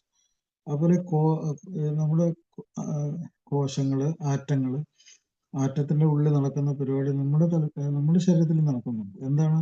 ആറ്റത്തിന്റെ ഉള്ളിൽ ഒരു ന്യൂക്ലിയർ ഫോഴ്സ് എന്ന് പറഞ്ഞ സാധനമുണ്ട്. ന്യൂക്ലിയർ ഫോഴ്സ്, അതിന്റെ ന്യൂക്ലിയസിന്റെ ഉള്ളിൽ ഒരു ഫോഴ്സ് ഉണ്ട്. രണ്ട് തരത്തിലുള്ള ഫോഴ്സ് ഉണ്ട്. ഒന്ന് സ്ട്രോങ്, ഒന്ന് വീക്ക്. ഒന്ന് ശക്തി കുറഞ്ഞത്, ഒന്ന് ശക്തി കൂടിയായിട്ടുള്ള ന്യൂക്ലിയർ ഫോഴ്സ് ഉണ്ട്.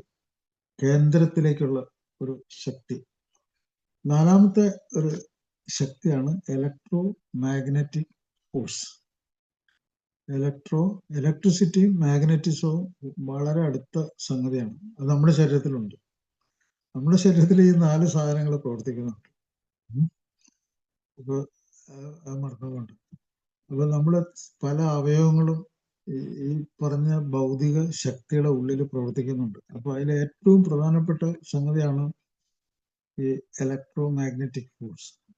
നമ്മുടെ തലച്ചോറ്, നമ്മുടെ ഹൃദയം, നമ്മുടെ സ്കിന്ന്, നമ്മുടെ മിക്കവാറും എല്ലാ അവയവങ്ങളിലും, നമ്മുടെ തൊലി, അതെല്ലാത്തിന്റെ ഒരു കോശത്തിന്റെ ഉൾഭാഗം അല്ലെങ്കിൽ ഒരു ഇലക്ട്രിക്കൽ ഇമ്പൾസ് തലച്ചോറിൽ ഒരു കാര്യം ഇലക്ട്രിസിറ്റി ആയിട്ട് വന്ന് നമ്മൾ ഒരു സാധനം നമ്മുടെ കണ്ണിന്റെ ഞരമ്പിൽ കൂടി കാഴ്ചയായിട്ട് മാറുന്നു. ഇലക്ട്രിസിറ്റിയാണത്, ഇലക്ട്രോ മാഗ്നറ്റിക് ഫോഴ്സ്. അപ്പൊ ഇലക്ട്രിസിറ്റിയാണത്. നെഗറ്റീവും പോസിറ്റീവും ആയിട്ടുള്ള സാധനങ്ങൾ ഇത് നമ്മുടെ ഉള്ളിലുണ്ട്. നമ്മുടെ ഉള്ളിൽ ധാരാളം കെമിക്കൽ റിയാക്ഷൻസ് ഉണ്ട്. ഇതൊക്കെ കൂടി ഇതെല്ലാം ചെയ്യുന്ന എന്തിനു വേണ്ടിയാണ്? നമ്മുടെ ശരീരത്തിന്റെ ജീവിതം നിലനിർത്താനുള്ള ഭൗതികമായിട്ടുള്ള സംഗതികൾ, രാസപരമായ സംഗതികൾ, ജൈവപരമായ കാര്യങ്ങൾ, ഇതൊക്കെ ചെയ്തിട്ട് ഒരു ശരീരം നമ്മളെ ജീവിക്കാൻ അനുവദിക്കുന്നുണ്ട്. അതാണ് ജീവിതം. അപ്പൊ നമ്മൾ ചെയ്യുന്ന പണി എന്താണ്? അതിനൊക്കെ പാര വെച്ചുകൊണ്ടുള്ള ഒരു പണിയാണ് നമ്മൾ ചെയ്യുന്നത്. അപ്പൊ തലച്ചോറ്, അതില് ഇലക്ട്രിക്കൽ ആക്ഷൻ, അത് മറ്റ് ശരീരത്തിലെ അവയവങ്ങൾ പ്രവർത്തിക്കുന്ന സമയത്ത് അതിന് പാര വയ്ക്കുന്നു. അതുകൊണ്ട് തലച്ചോറ് ശരിക്കും പ്രവർത്തിക്കുന്നില്ല. ഉപദ്രവം, അത് തലച്ചോറിനെതിരായിട്ട് ചെയ്യാവുന്ന ഏറ്റവും വലിയ സംഭവമാണ്. അതിന് പ്രവർത്തിക്കാൻ പറ്റാത്ത അവസ്ഥയിലേക്ക് ആക്കുക എന്നുള്ളത്. അപ്പോൾ ഇത് ഒരു വലിയ വിദ്യാഭ്യാസമാണത്. സൈക്കോ എഡ്യൂക്കേഷൻ എന്നതിന് പറയും. ഒരാൾ മദ്യം ഒരു 3 മാസം കുടിക്കാതിരുന്നു കഴിഞ്ഞാലാണ് അയാൾക്ക് ഈ വിദ്യാഭ്യാസം കൊണ്ടും കാര്യം മനസ്സിലാക്കിയിട്ട് അത് പ്രവർത്തിക്കാൻ പറ്റുള്ളൂ. അല്ലാതെ എങ്ങനെ അയാൾ പ്രവർത്തിക്കാൻ? അയാൾക്ക് ഒട്ടിപ്പിടുത്തുണ്ടെങ്കിൽ അയാൾ ഈ അഡിക്ഷൻ സെന്ററിൽ പിറ്റേ ദിവസം പോയി അവിടുന്ന് കുടിച്ചിട്ട് അവിടുന്ന് ചിലപ്പോൾ ആത്മഹത്യ ചെയ്ത് മരണം ഉറപ്പാക്കുകയും ചെയ്യും. മനസ്സിലായോ? അത്രയ്ക്ക് കുഴപ്പം പിടിച്ചൊരു സാധനമാണ് ഈ ലഹരി വസ്തുക്കൾ ഉപയോഗിച്ചിട്ടുള്ള കളികളൊക്കെ. ഞാൻ ഏറ്റവും കൂടുതൽ ഈ രോഗങ്ങളെ കുറിച്ച് മനസ്സിലാക്കിയിട്ടും പഠിച്ചതിൽ വെച്ചും എനിക്ക് ഏറ്റവും ഭയങ്കര മോസ്റ്റ് ഡിഫിക്കൽട്ട് ഒരു രോഗത്തിന്റെ അവസ്ഥ മനസ്സിലാക്കാനും ചികിത്സിക്കാനും ഒരാളെ രക്ഷപ്പെടുത്താനും ഒരാളെ ഒരു സാധാരണ ജീവിതത്തിന്റെ അയലക്കത്തേക്ക്, അതിന്റെ 5 അയലത്തേക്കെങ്കിലും കൊണ്ടുവരാനും അതിന് സാധ്യത തീരെ ഇല്ലാത്ത രോഗങ്ങളിൽ ഒന്നാണ് ഈ അഡിക്ഷൻ രോഗം.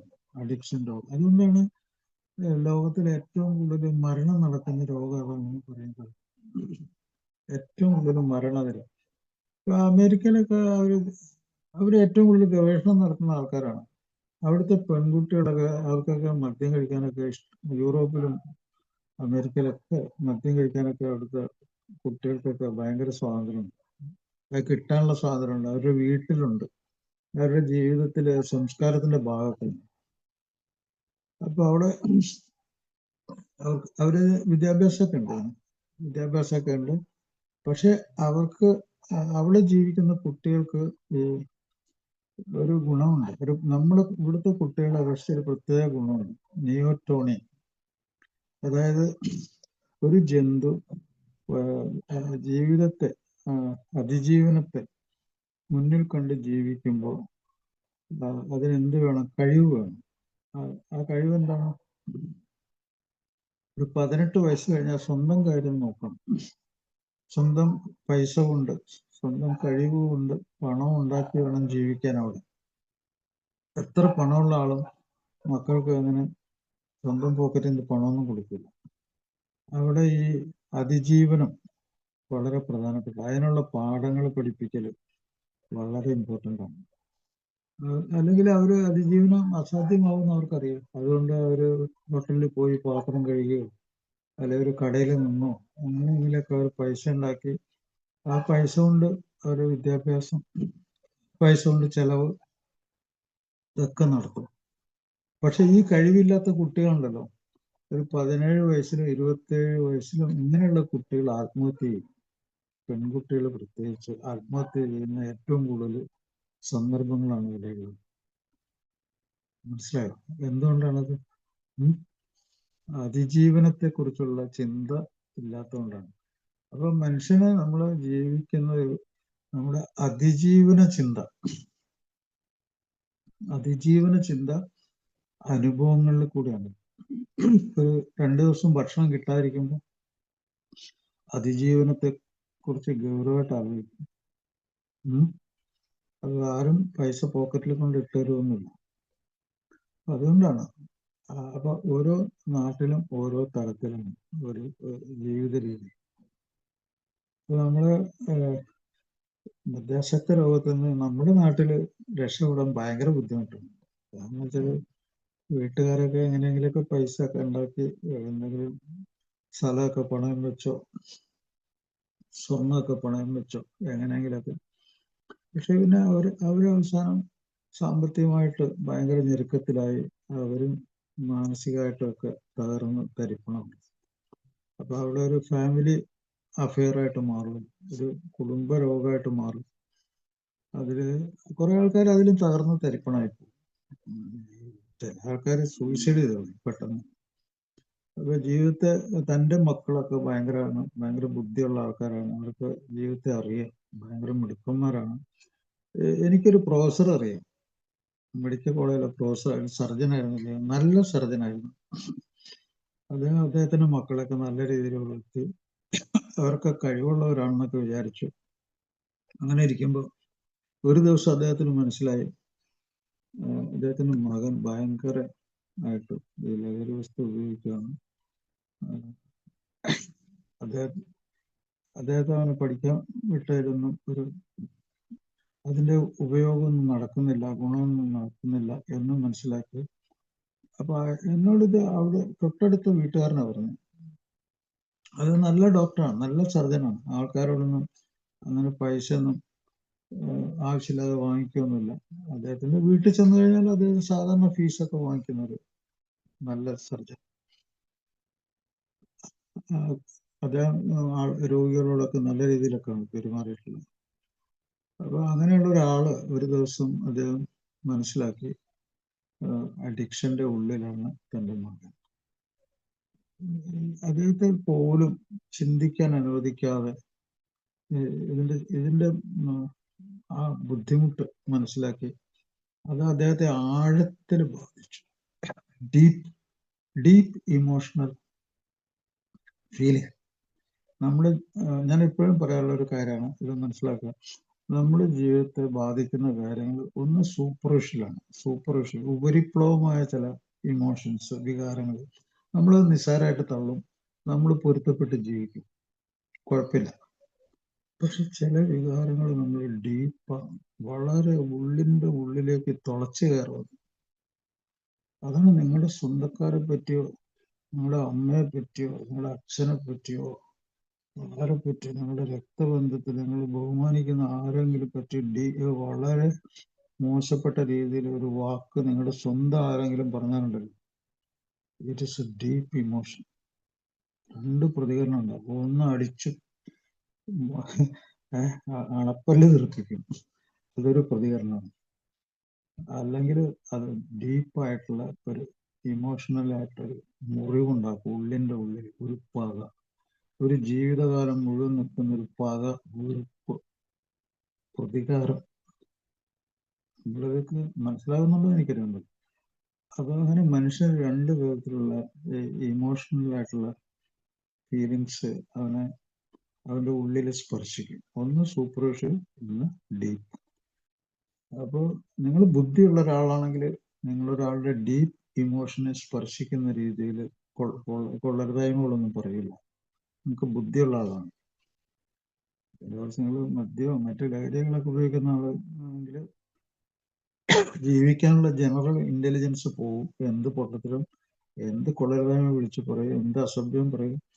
പക്ഷെ കേൾക്കുന്ന ആൾക്ക് ചിലപ്പോൾ അത് ഏത് രീതിയിൽ സ്വീകരിക്കുമെന്ന് പറയാൻ പറ്റില്ല. പിന്നെ മദ്യത്തിന്റെ ഒരു ആനുകൂല്യം തരും ചിലപ്പോൾ. മദ്യം അല്ലെങ്കിൽ മറ്റു ലഹരി കഴിച്ചതിന്റെ ഒരു ആനുകൂല്യം ചിലപ്പോൾ തരും. ഞാൻ പറഞ്ഞു തരട്ടെ. ഇദ്ദേഹം അപ്പോ ഡീപ്പ് ഇമോഷൻ അദ്ദേഹത്തെ ബാധിച്ചു. അപ്പോൾ ഒരു അയൽവക്കക്കാരൻ ഞാൻ പറഞ്ഞു, അദ്ദേഹം നട്ടുച്ചയ്ക്ക് തൊട്ടടുത്ത ഒരു കടയിൽ പോയി കുറച്ച് കയറ് വാങ്ങിച്ചുകൊണ്ട് വന്നു. കയറ് വാങ്ങിച്ച് അവിടുന്ന് പോണ കടക്കാരൻ കണ്ടു.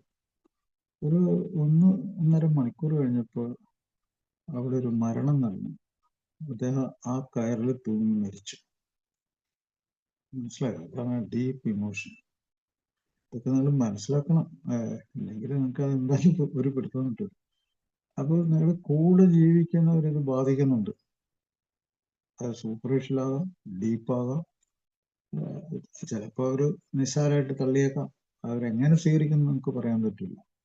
അപ്പോൾ അത് കൂടെ ജീവിക്കുന്നവർ കൂടി ബാധിക്കുന്ന ഒരു തലച്ചോറിനെ ബാധിക്കുന്ന, സ്വഭാവത്തെ ബാധിക്കുന്ന ഒരു രോഗമാണ്. ഇതൊക്കെ ആദ്യമായിട്ട് വന്നിട്ടുള്ള ആൾക്കാർ ഇതൊക്കെ മനസ്സിലാക്കി കഴിഞ്ഞാൽ അവർക്ക് നല്ലതാണ്. അവർക്ക് ഈ വിദ്യാഭ്യാസം ഭയങ്കര ആവശ്യമാണ്. ഒരു 24 പ്രോഗ്രാമിൽ കൂടി നമ്മളൊരു 3 മാസം കടന്നു കഴിഞ്ഞാൽ നമ്മൾ പിന്നെ നമ്മൾ ജീവിതത്തിലേക്ക് തിരിച്ചു വരാനുള്ള പരിപാടിയാണ്. അവിടെ ഇത് വിട്ടു നിൽക്കലാണ്.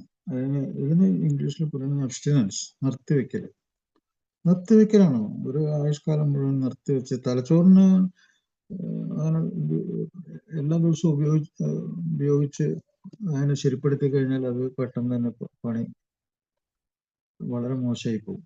അത് ഞാനിപ്പോ MRI സ്കാനൊക്കെ ചെയ്ത് എത്ര ആൾക്കാരുടെ തലച്ചോറ് ചുരുങ്ങിപ്പോയൊക്കെ ഞാൻ കണ്ടിരിക്കണം. എത്ര ആൾക്കാരുടെ എന്നിട്ട് അവൻ തർക്കിക്കുകയും വാദിക്കുകയും ചെയ്തിട്ടുണ്ട്. തലച്ചോറ് ചുരുങ്ങിപ്പോയവൻ എന്നോട് തർക്കിക്കുകയും വാദിക്കുകയും ചെയ്ത് ഞാൻ കണ്ടിട്ടുണ്ട്.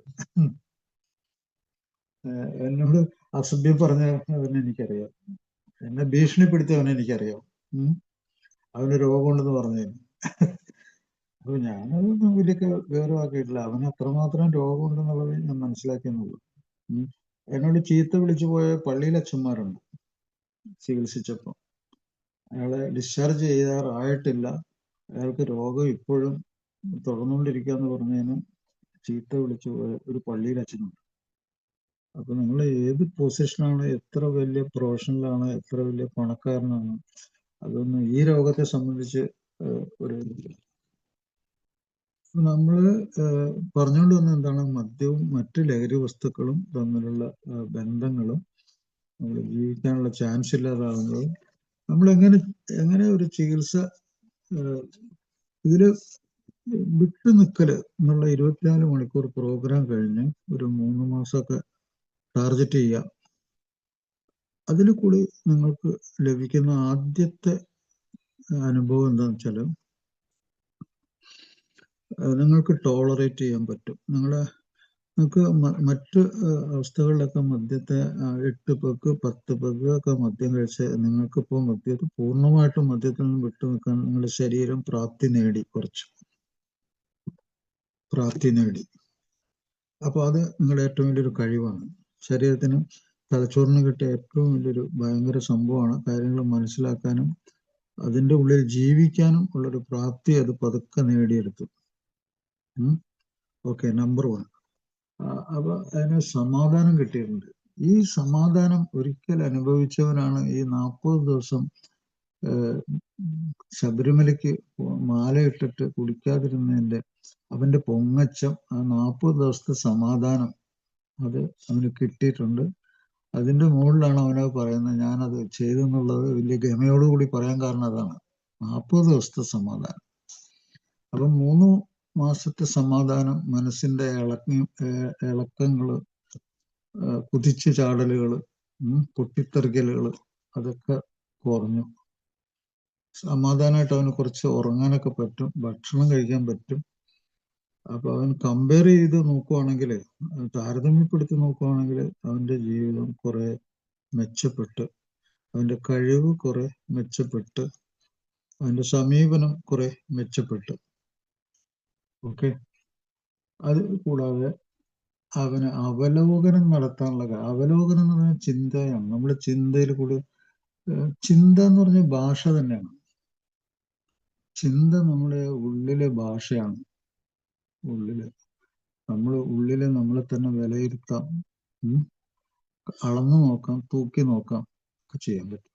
അപ്പൊ ആ ഉള്ളിലെ ആ ഭാഷ, ഉള്ളിലെ ചിന്ത, അതിൽ കൂടി സ്വയം അളന്നു നോക്കുക, തൂക്കി നോക്കുക, വ്യത്യാസങ്ങൾ മനസ്സിലാക്കുക. അങ്ങനെ വ്യത്യാസങ്ങൾ മനസ്സിലാക്കാതാണ് ജീവിതത്തെ പരിശോധിക്കുക എന്ന് പറയുന്നത്. ഒരാൾ സ്വന്തം ജീവിതത്തെ പരിശോധിക്കുക എന്ന് പറഞ്ഞാൽ അയാൾക്ക് ചിന്തിക്കാനോ മനസ്സിലാക്കാനോ ശരിക്കും പ്രവർത്തിക്കാനോ കഴിവില്ലാത്തൊരു സമയവും, ചിന്തിക്കാനും പ്രവർത്തിക്കാനും ശാന്തതയും സമാധാനവും സന്തോഷം കിട്ടുന്ന ഒരു അവസ്ഥയും തമ്മിൽ താരതമ്യപ്പെടുത്താനുള്ള ആ ഒരു കാര്യത്തിനാണ് നമ്മൾ അവലോകനം എന്ന് പറയുന്നത്. അവലോകനം ചെയ്യുക. അവലോകനം പലതരത്തിലാകാം. നല്ല തരത്തിലുള്ള അവലോകനം ഉണ്ടാകും, മോശപ്പെട്ട അവലോകനം ഉണ്ടാകും. പക്ഷെ നല്ല തരത്തിലുള്ള ഒരു അവലോകനം ഇവിടെ അയാൾക്ക് സാധിക്കുന്നുണ്ട്. പഴയ ജീവിതം, പുതിയ ജീവിതം. അപ്പൊ ഈ പുതിയ ജീവിതത്തിൽ അയാൾക്ക് സമാധാനം, ഉറക്കം, സ്വസ്ഥത, വിശപ്പ്, ഇതൊക്കെ മനുഷ്യന്റെ അടിസ്ഥാന ഗുണമാണ്. മലമൂത്ര വിസർജ്യങ്ങളെ നിയന്ത്രിക്കുക. കഠിനമായിട്ടുള്ള മധ്യാസക്ത രോഗം, മനോരോഗം, ഇതൊക്കെ കൂടി ഒരുമിച്ച് വന്നു കഴിഞ്ഞാൽ മലമൂത്രത്തെ പോലും അതിനെ നിയന്ത്രിക്കാൻ പറ്റാതെ ഈ ബെഡിലും നിലത്തും ഒക്കെ മലമൂത്ര വിസർജ്യങ്ങൾ പോലും ശക്തമായ അഡിക്ഷനിൽ കൺട്രോൾ ചെയ്യാൻ പറ്റാതെ ചെറിയ കുട്ടിയെ പോലെ ആവും ആ ബ്രെയിൻ, തലച്ചോറ് പുറകോട്ടുള്ള ഇതായി മാറും. മുമ്പോട്ടല്ല, പുറകോട്ട് പോകും. അതുകൊണ്ടാണത്. ഇപ്പൊ ചെറിയ കുട്ടികൾ ഇപ്പൊ കിടന്ന് മൂത്രമൊഴിക്കുകയൊക്കെ ചെയ്യുന്നില്ലേ, അവർ വലുതാകുമ്പോൾ അതൊക്കെ മാറൂലേ? എന്തുകൊണ്ടാണ്? തലച്ചോറിനുള്ള എക്സ്പീരിയൻസ് ആണത്. അതുപോലെ തന്നെ അപ്പൊ നമ്മുടെ തലച്ചോറിന് നമ്മൾ പുതിയ എക്സ്പീരിയൻസ് കൊടുക്കുന്നു. ആ തലച്ചോറ് പുതിയ കാര്യങ്ങൾ പഠിക്കുന്നു. പഴയതിൽ തന്നെ നിലനിൽക്കാനും, പഴയതിനെ തന്നെ ഓർമ്മിച്ചുകൊണ്ട് നടക്കാനും, പഴയ കൂട്ടുകാരുടെ അടുത്തേക്ക് ഓടിപ്പോകാനും, പഴയ സ്ഥലത്തേക്ക്, പഴയ കാലങ്ങളിലേക്ക് ഓടിപ്പോകാൻ ആഗ്രഹിക്കുന്ന ഒരു ലഹരി ഉപയോഗിക്കുന്ന ഒരാൾ ഒരിക്കലും ജീവിതത്തിൽ രക്ഷപ്പെടാൻ സാധ്യതയില്ല. സാധ്യത വളരെ സീറോ എന്ന് തന്നെ പറയുന്നു. കാരണം ഇതിന്റെ നിർവചനത്തിൽ ഞാൻ തുടക്കത്തിലേ പറഞ്ഞു, ഇറ്റ്സ് എ റിലാപ്സിങ് പ്രോഗ്രസീവ്. മുമ്പോട്ട് രോഗാവസ്ഥ തലച്ചോറിനെ ബാധിച്ച് മുമ്പോട്ട് രോഗം വളരുന്ന രോഗമാണ് പ്രോഗ്രസീവ് റിലാപ്സിങ്. അത് വീണ്ടും നിർത്തിവെച്ചിട്ട് വീണ്ടും കുടിച്ചാൽ വീണ്ടും പഴയ പോലെ രോഗം വന്നിട്ട് പുനർപതനം സംഭവിച്ചിട്ട് പരാജയം സംഭവിക്കുന്ന രോഗമാണ് റിലാപ്സിങ് ബ്രെയിൻ ഡിസീസ്. ബ്രെയിനാണ് കേന്ദ്രം. നമ്മുടെ ബ്രെയിനിന് പറയുന്ന കേന്ദ്ര നാഡീവ്യൂഹം എന്ന് പറയുന്നത് സെൻട്രൽ നെർവസ് സിസ്റ്റം. സെൻട്രൽ എന്താണ്? സെൻട്രൽ എന്ന് പറഞ്ഞാൽ ഏത് ഒരു സാധനത്തിന് കേന്ദ്രബിന്ദു, ജീവിതത്തിന്റെ കേന്ദ്രബിന്ദു, ജീവന്റെ കേന്ദ്രബിന്ദു, അത് നമ്മുടെ തലച്ചോറാണ്. ആ ജീവിതം എങ്ങനെ മുന്നോട്ട് പോകണം എന്നുള്ളത് നിശ്ചയിക്കുന്നത് അവിടെയാണ്. അതാണ് സെൻട്രൽ നെർവസ് സിസ്റ്റം എന്ന് പറയാൻ കാരണം. ഈ സെൻട്രൽ നെർവസ് സിസ്റ്റം ഈ ലോകമായിട്ട് കണക്ഷൻ ഉണ്ട്. പുറത്തുള്ള ലോകം, പുറത്തുള്ള പരിസ്ഥിതികൾ ഒക്കെ ആയിട്ട്, ചൂട്, തണുപ്പ്, ആളുകള്, സ്ഥലങ്ങള്, വസ്തുക്കള്, അവരുമായിട്ടുള്ള അടുപ്പം, സ്നേഹം, അത് ഏത് തരത്തില്, ഇതൊക്കെ ഭയങ്കര കണക്ഷൻ ഉണ്ട്. അത് മെമ്മറി ആയിട്ട് സൂക്ഷിച്ചു വെച്ചിട്ടുണ്ട് തലച്ചോറിൽ. അതാണ് കേന്ദ്ര ബിന്ദു, കേന്ദ്ര നെർവസ് സിസ്റ്റം എന്ന് പറയാൻ കാരണം. അതവിടെ സൂക്ഷിച്ചു വെച്ചിട്ടുണ്ട്. അപ്പോൾ ഈ ലോകത്തിൽ നിന്നുള്ള സന്ദേശങ്ങൾ എല്ലാം കേന്ദ്ര നാഡീവ്യൂഹത്തിലേക്ക് എത്തിച്ചേരും. അവിടെ സൂക്ഷിച്ചു വെക്കും. അവിടെ അനുഭവങ്ങളായിട്ട് അത് മാറും, അത് ഓർമ്മയായിട്ട് മാറും, അത് അർത്ഥപൂർണമായിട്ടുള്ള സംഗതിയായിട്ട് മാറും. ഞാൻ നേരത്തെ പറഞ്ഞില്ലേ, ഡീപ്പ് ഇമോഷൻ അർത്ഥമുണ്ട്. അതുകൊണ്ടാണ് അദ്ദേഹം മരിച്ചുപോയത്. അദ്ദേഹത്തെ ബാധിച്ചത്. അപ്പോൾ ഓരോ മധ്യാസക്തൻ ചെയ്യുന്ന ഓരോ കാര്യങ്ങളും അയാളുടെ സ്വന്തക്കാരെയൊക്കെ വളരെ ഡീപ്പായിട്ട് ബാധിക്കാം, സൂപ്പർഫിഷ്യലായിട്ട് ബാധിക്കാം. അവരെ ഡീപ്പായിട്ട് ബാധിച്ചാൽ അവരുടെ തന്നെ ജീവൻ ചിലപ്പോൾ ഇല്ലാതാവും. നമ്മളൊക്കെ മനുഷ്യരെല്ലാവരും ഈ ഇലക്ട്രിക്കൽ ഇമ്പൾസിലൂടെ അങ്ങോട്ടും ഇങ്ങോട്ടും പ്രതികരിക്കുന്നുണ്ട്.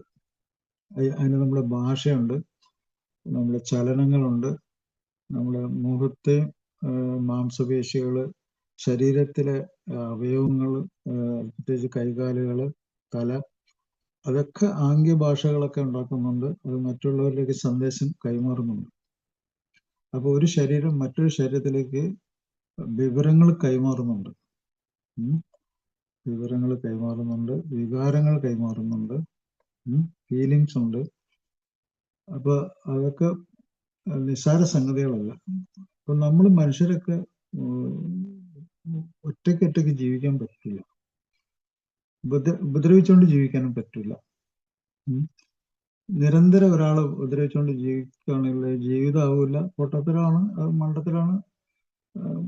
ഒറ്റപ്പെട്ട് തന്നെ ചിലപ്പോ വിഷാദ രോഗം വന്ന് മരിക്കേണ്ടി വരും.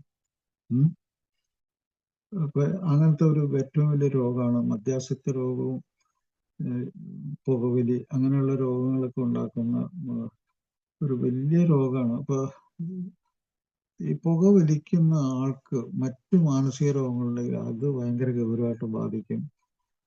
പുകവലി കൊണ്ട് മാനസിക രോഗം ഉണ്ടാവും. പുകവലി ഉണ്ടാകുന്ന ഏറ്റവും വലിയ മാനസിക രോഗമാണ് ആങ്സൈറ്റി, റെസ്റ്റ്ലെസ്നെസ്, ഉറക്കമില്ലായ്മ, വിഭ്രാന്തി, എക്സൈറ്റബിൾ, തലച്ചോറ് എക്സൈറ്റബിൾ, ഹൈലി ഇലക്ട്രിക്കലി എക്സൈറ്റബിൾ ആയിട്ട് ഇങ്ങനെ പഠിച്ചോണ്ടിരിക്കും, കൈയൊക്കെ വിറച്ചോണ്ടിരിക്കും, ശരീരമൊക്കെ. ഇപ്പൊ ലോകത്തിൽ ഏറ്റവും കൂടുതൽ ആളുകൾ വാസ്തവത്തിൽ മരിക്കുന്ന നമ്പർ 1 ഒരു രോഗമാണ് ഈ പുകവലി. കാരണം വെച്ച് കഴിഞ്ഞാല് അത് ഹൃദയമായിട്ട് എത്രമാത്രം ബന്ധമുണ്ട്. ഹൃദയത്തിലെ മിടിപ്പുകൾ, 2 സിഗരറ്റ് നിങ്ങൾ അടുപ്പിച്ചടുപ്പിച്ച് വലിച്ചിട്ട് കുറച്ചു നേരം നിങ്ങൾ പൾസ് എടുത്ത് നോക്കിക്കോളൂ, നമുക്ക് മനസ്സിലാകും. BP പരിശോധിച്ച് നോക്കുക, BP കൂടിയിരിക്കും. നിങ്ങളൊരു 10-15 സിഗരറ്റ് ഡെയിലി വലിക്കുന്ന ആളാണെങ്കിൽ നിങ്ങളുടെ ഹൃദയം അതിന് കുഴപ്പം പറ്റാനുള്ള സാധ്യത ഒരു 25% ഉണ്ടെന്ന് പറയുന്നു. നിങ്ങൾ ഈ രക്തക്കുഴലുകളെ ബാധിക്കുന്ന രോഗമായിട്ട് മരിക്കാനുള്ള സാധ്യത 25% ഉണ്ട്. അത് നിങ്ങൾ പുകവലി നിർത്തിക്കഴിഞ്ഞാൽ 6 മാസത്തിനുള്ളിൽ 50% നിങ്ങൾ മരണത്തെ തടഞ്ഞു നിർത്താനുള്ള സാധ്യത നേടിയെടുക്കുന്നവരാണ്. അതുകൊണ്ടുള്ള മരണം ഭയങ്കര സ്ട്രോങ് ആണത്. ആ മരണത്തിൽ നിന്ന് ജീവിതത്തിലേക്ക് തിരിച്ചു വരാനുള്ള സാധ്യത നിങ്ങൾ 50% നേടിയെടുക്കും. ഒരു ഉദാഹരണം പറയാം. നമ്മളെ വളരെ അടുത്തൊരാള് പുക വലിച്ച് 10 അടി നടക്കുമ്പോഴത്തേക്കും അയാളുടെ കാല് വേദന എടുക്കും.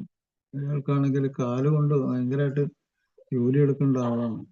കാലിലേക്കുള്ള രക്തോട്ടം കുറഞ്ഞിട്ട് അയാൾ കാല് മുറിച്ചു കളയേണ്ട ഒരു അവസ്ഥ വരെ വന്നിട്ടുണ്ട്. അതിലെത്തി നിൽക്കുവാണ്. ഡോക്ടർ അയാളോട് ചോദിച്ചു, ഞാനൊരു നല്ല വാസ്കുലർ സർജനെ കാണിച്ചു. ഡോക്ടർക്ക് ഭയങ്കരമായിട്ട് ദേഷ്യം വന്നു. ഡോക്ടർ അയാളോട് ഗൗരവമായിട്ടാണ് ചോദിച്ചത്. അയാളോട് വലിയ ഇതൊന്നുമില്ല, വലിയ പരിഗണനയൊന്നും കാണിച്ചിട്ടില്ല. ഡോക്ടർ പറഞ്ഞു, നിനക്ക് ബുദ്ധിശക്തി ഇല്ലേ?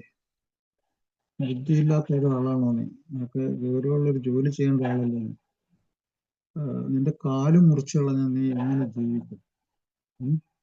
എനിക്ക് നിന്റെ സിഗരറ്റ് വേണം, നിന്റെ കാല് മുറിച്ചു കളഞ്ഞ് നിന്റെ കാല് വേണമെന്ന് ചോദിച്ചു. അതാണ് ഡോക്ടർ ഗൗരവമായിട്ട് ചോദിച്ചത്. ഏഹ് അപ്പൊ നിനക്ക് ഈ കംപ്ലീറ്റ് ആയിട്ട് നിന്റെ ഈ പുകവലി നിർത്തി ജീവിക്കാൻ പറ്റുമെങ്കിൽ ഞാൻ മരുന്നൊക്കെ കുറിച്ച് തരാം. ഈ മരുന്ന് കഴിക്കുക, കംപ്ലീറ്റ് അബ്സ്റ്റ്, ടോട്ടൽ അബ്സ്റ്റൻസ്, വിട്ടു നിൽക്കില്ല, പൂർണ്ണമായിട്ടും. എങ്കിൽ നിന്റെ കാല് രക്ഷപ്പെടുമെന്ന് നോക്കി പരിശോധിക്കും. അങ്ങനെയാണ് അതുകൊണ്ട്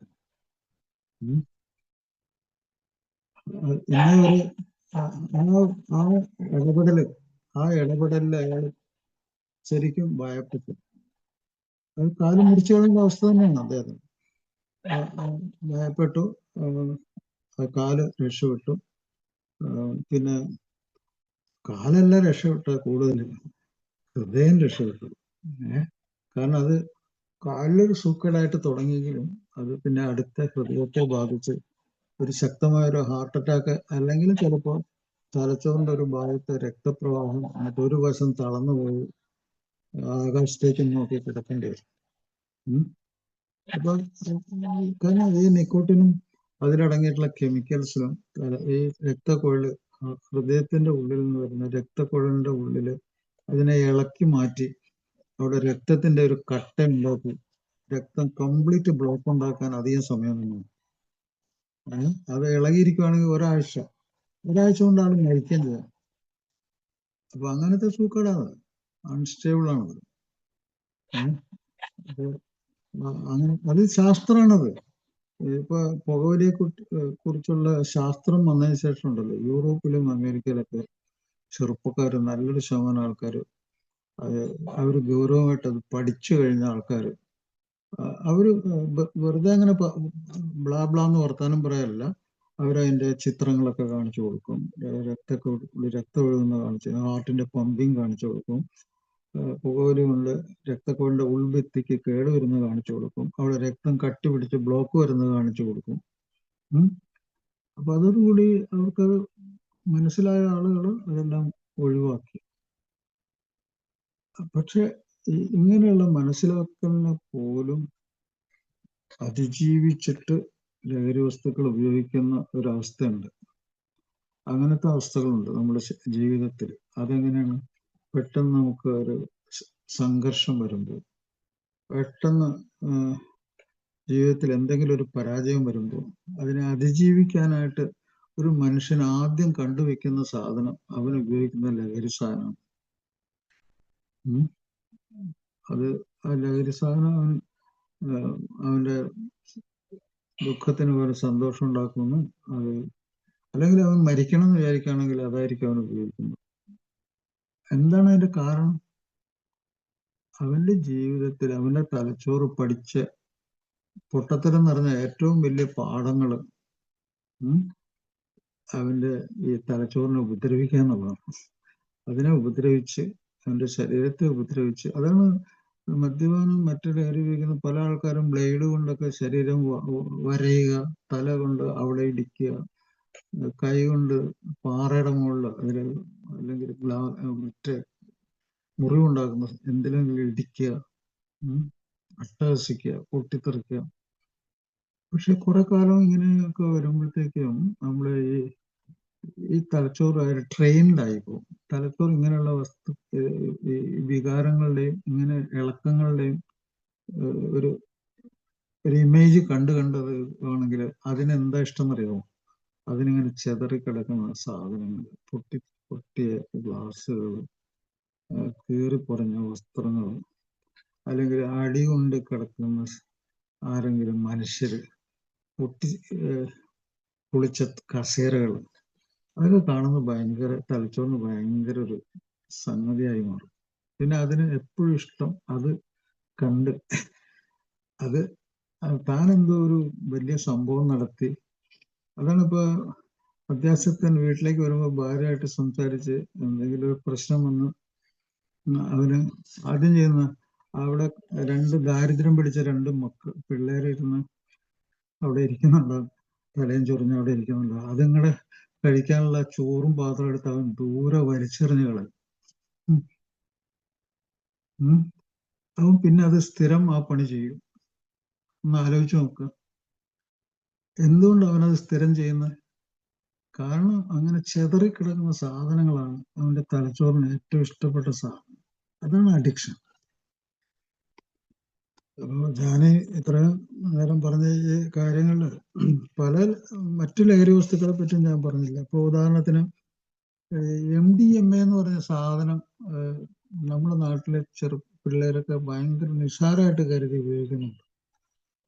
അവരങ്ങനെ പലപ്പോഴും രക്ഷപ്പെടുന്നതിന് കാരണം എന്ന് വെച്ച് കഴിഞ്ഞാൽ അതിൽ കുറച്ച് മറ്റു ലഹരി സാധനങ്ങളൊക്കെ, കുറെ പൊടികളൊക്കെ കണ്ടമാനം ചേർത്ത് അധികം ശക്തി ഇല്ലാത്ത രീതിയിലാക്കിയിട്ട് കൊടുത്തിട്ട് ഭയങ്കര പൈസ വാങ്ങിച്ച് അതിന്റെ വിതരണം ചെയ്യുന്ന ആൾക്കാർ അങ്ങനെ പോകുന്നു. പക്ഷെ ഇത് വളരെ ശക്തിയുള്ള രീതിയിലുള്ള ലഹരി വസ്തു ഉപയോഗിച്ചിട്ടുണ്ടെങ്കിൽ MDMA ഉപയോഗിച്ചാൽ അവൻ വേണമെങ്കിൽ ഒരു 3 ദിവസത്തിനുള്ളിൽ മരിക്കുന്ന ഒരു പരിപാടിയുണ്ട്.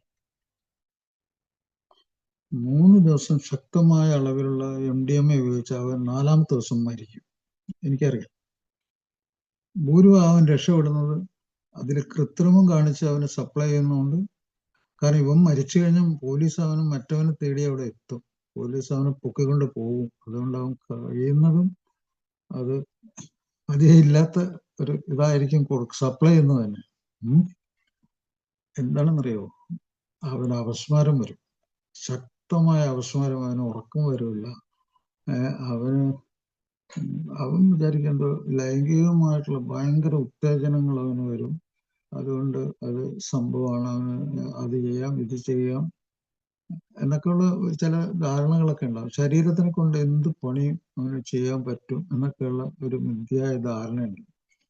ഇത് തലച്ചോറ് ഇങ്ങനെ സ്റ്റിമുലേഷന്റെ ഉള്ളിൽ നിൽക്കുന്ന, ഉത്തേജനത്തിന്റെ ഉള്ളിൽ നിൽക്കുന്നതുകൊണ്ടാണ്. തലച്ചോറ് അമിത ഉത്തേജനത്തിൽ നിന്നാലുണ്ടല്ലോ അതിനധികം താങ്ങാൻ പറ്റില്ല.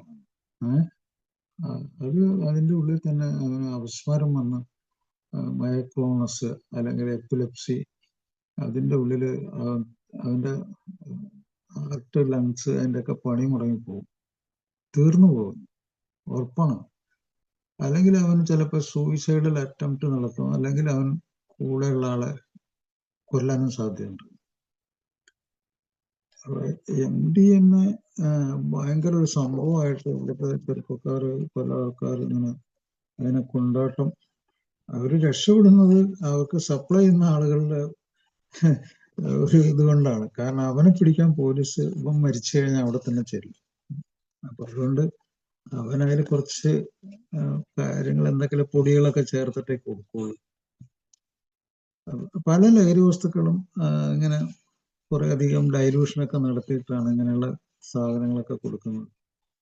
പക്ഷെ പലപ്പോഴും ഈ ഓപ്പിയം പോലുള്ള സാധനങ്ങൾ അതൊക്കെ ഉപയോഗിച്ച് കഴിഞ്ഞാൽ മിക്കവാറും ഏകദേശം മരണം ഉറപ്പായിട്ടുള്ള സംഗതിയാണ്. നേരത്തെയുള്ള ഡെത്ത്, നേരത്തെയുള്ള ഭ്രാന്ത് അത് ഉറപ്പാണ്. അപ്പൊ ഈ ലഹരി വസ്തുക്കളൊന്നും, ഈവൻ കന്നാബിസ് പോലും, കഞ്ചാവ് പോലും വളരെ നിസ്സാരമായിട്ടാണ് നമ്മുടെ ഒരു ചെറുപ്പക്കാരൊക്കെ ഭയങ്കരമായിട്ട് വാഴ്ത്തിപ്പാടി കോളേജിലൊക്കെ ഭയങ്കര സംഭവങ്ങളൊക്കെ. അവനാ കോളേജ് വിട്ട് കഴിഞ്ഞാൽ അവനൊരു ജോലി കിട്ടില്ല. കാരണം അവന്റെ ബ്രെയിൻ അത്രമാത്രം ഡാമേജാവും. അവന് നല്ല രീതിയിൽ ചിന്തിക്കാനോ പ്രവർത്തിക്കാനോ ഒന്നും സാധിക്കില്ല.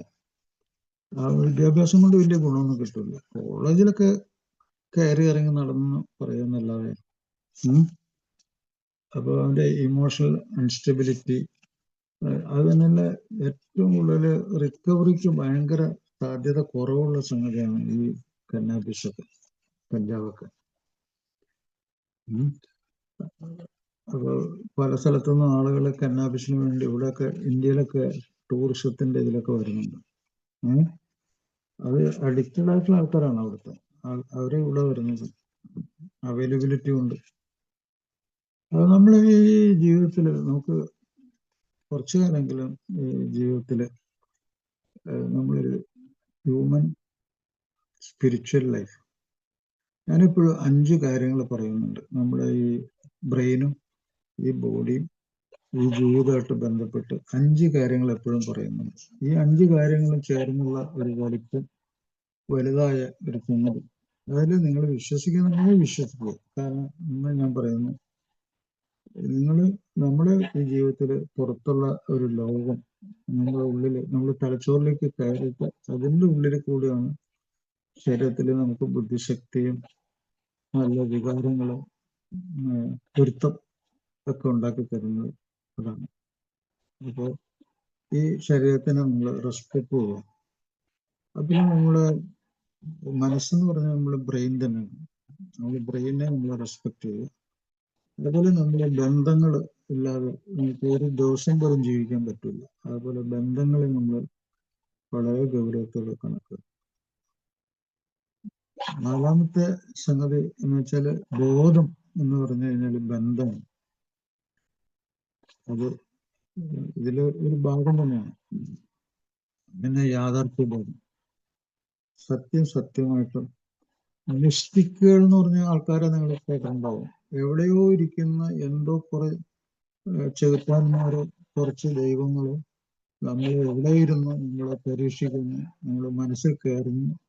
മിസ്റ്റിക്കുകൾ, ഒരു അത്ഭുതങ്ങൾ പ്രവർത്തിക്കുന്നു, മായ കാഴ്ചകൾ ഉണ്ടാക്കുന്നു. ലഹരി വസ്തുക്കൾ തലച്ചോറിന് കേടുവരുത്തുമ്പോഴോ തലച്ചോറിലെ രോഗങ്ങൾ കൊണ്ട് തലച്ചോറിന് കേടുവരുമ്പോഴാണ് മായക്കാഴ്ചകളും മായയായിട്ടുള്ള അനുഭവങ്ങളാണ്. അതൊക്കെ മിസ്റ്റേക്ക് അല്ല, അത് മിസ്റ്റേക്കാണ്. അതെല്ലാം തെറ്റുകളാണ്. ശാസ്ത്രത്തിന് നേരെ വിപരീതമായിട്ടുള്ള സംഗതികളാണ്. മിസ്റ്റേക്ക് അല്ല, മിസ്റ്റേക്കാണ്. ഇത് തലച്ചോറിന് കേടുപറ്റുമോ കുഴപ്പം പറ്റുമോ ചെയ്യുമ്പോഴാണ് ഈ മായക്കാഴ്ചകളും മായയായിട്ടുള്ള സംഗതികളും ഉണ്ടാകുന്നത്. അപ്പൊ അത് നമ്മള് മനുഷ്യനാണെങ്കിലും മനുഷ്യൻ്റെതായിട്ടുള്ള നമുക്ക് എന്തെങ്കിലുമൊക്കെ കുറച്ച് സംഗതി കയറുമ്പോഴാണ് നമ്മൾ മനുഷ്യരാകുന്നത്. അത് നമ്മൾ മറ്റുള്ളവരെ ഉപദ്രവിക്കാതെ സന്തോഷത്തിൽ ജീവിക്കുമ്പോൾ, പൊരുത്തപ്പെടുമ്പോൾ, നമ്മളെ കഴിവുകൾ പുറത്തു വരുമ്പോൾ, നമുക്ക് ദയ ഉണ്ടാവുമ്പോൾ, സ്നേഹം കിട്ടി അത് അനുഭവിക്കുമ്പോൾ, സ്നേഹം കൊടുത്ത് അതിൽ നമുക്ക് സന്തോഷം ഉണ്ടാകുമ്പോൾ, അപ്പോഴൊക്കെയാണ് നമ്മൾ ഈ ആത്മീയത അനുഭവിക്കുന്നത്. അപ്പൊ അങ്ങനൊരു ആത്മീയ ബോധം, ഒരു മനുഷ്യത്വം, അതിൻ്റെ ഉള്ളിൽ കൂടിയൊക്കെ നമ്മൾ കുറച്ചു നേരം ജീവിക്കുകയാണെങ്കിൽ നമ്മൾ ജീവിച്ചു എന്ന് പറയാം. അല്ലാതെ ഉള്ളതൊക്കെ വലിയൊരു കേമത്തരാണ്. അത് നമ്മൾ വിചാരിക്കുന്ന സംഗതിയാണ്, പൊട്ടത്തരങ്ങളൊക്കെയാണ്. അതിലൊന്നും വലിയ സംഭവമൊന്നുമില്ല. അപ്പൊ ഇത് മദ്യം, മറ്റു ലഹരി വസ്തുക്കൾ, അത് കൂടി വരുന്ന മാനസിക രോഗങ്ങൾ, ഇതെല്ലാം നമ്മൾ പഠിക്കുക, അതിനെപ്പറ്റി ഒരു വിദ്യാഭ്യാസം, അതനുസരിച്ച് നമുക്ക് ജീവിക്കാൻ പറ്റുമെന്ന് നോക്കുക. അത് അങ്ങനെ ജീവിച്ചു കഴിഞ്ഞാൽ നമ്മൾ കൂടെ ജീവിക്കുന്നവർ ജീവിച്ചു എന്ന് പറയും. അല്ലെങ്കിൽ നമ്മൾ ജോലി ചെയ്യുന്ന സ്ഥലത്ത് നമ്മൾ അവരുമായിട്ട് ഇടപെടുമ്പോൾ, നല്ല രീതിയിൽ ഇടപെടുമ്പോൾ, അവരും പറയും അവന്റെ മാറ്റം, ജീവിച്ചു, അവിടെയും ജീവിച്ചു എന്ന് പറയും. അപ്പൊ ജീവിച്ചു എന്നുള്ള അനുഭവം കിട്ടണമെങ്കിൽ അത് വേണ്ടി വരും. അതാണ് ട്രീറ്റ്മെന്റ്. Okay, thank you.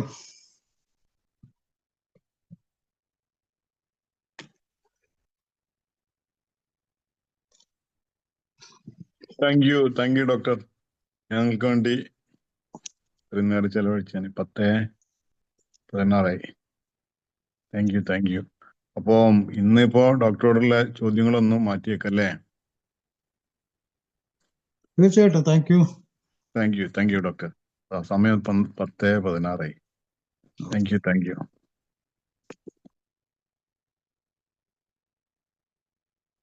സുഹൃത്തുക്കളെ, അപ്പൊ നമ്മള് പ്രാർത്ഥന ചൊല്ലിപ്പിരിയാം. പ്രാർത്ഥന. ദൈവമേ, മാറ്റുവാൻ പറ്റാത്തവയെ സ്വീകരിക്കുവാനുള്ള പ്രശാന്ത മനസ്ഥിതിയും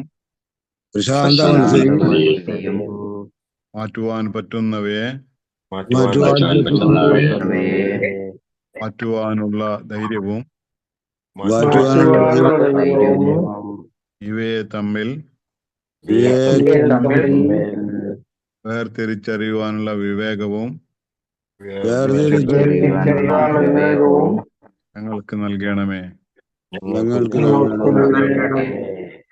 Thank you, Satish. Thank you for coming. Bye.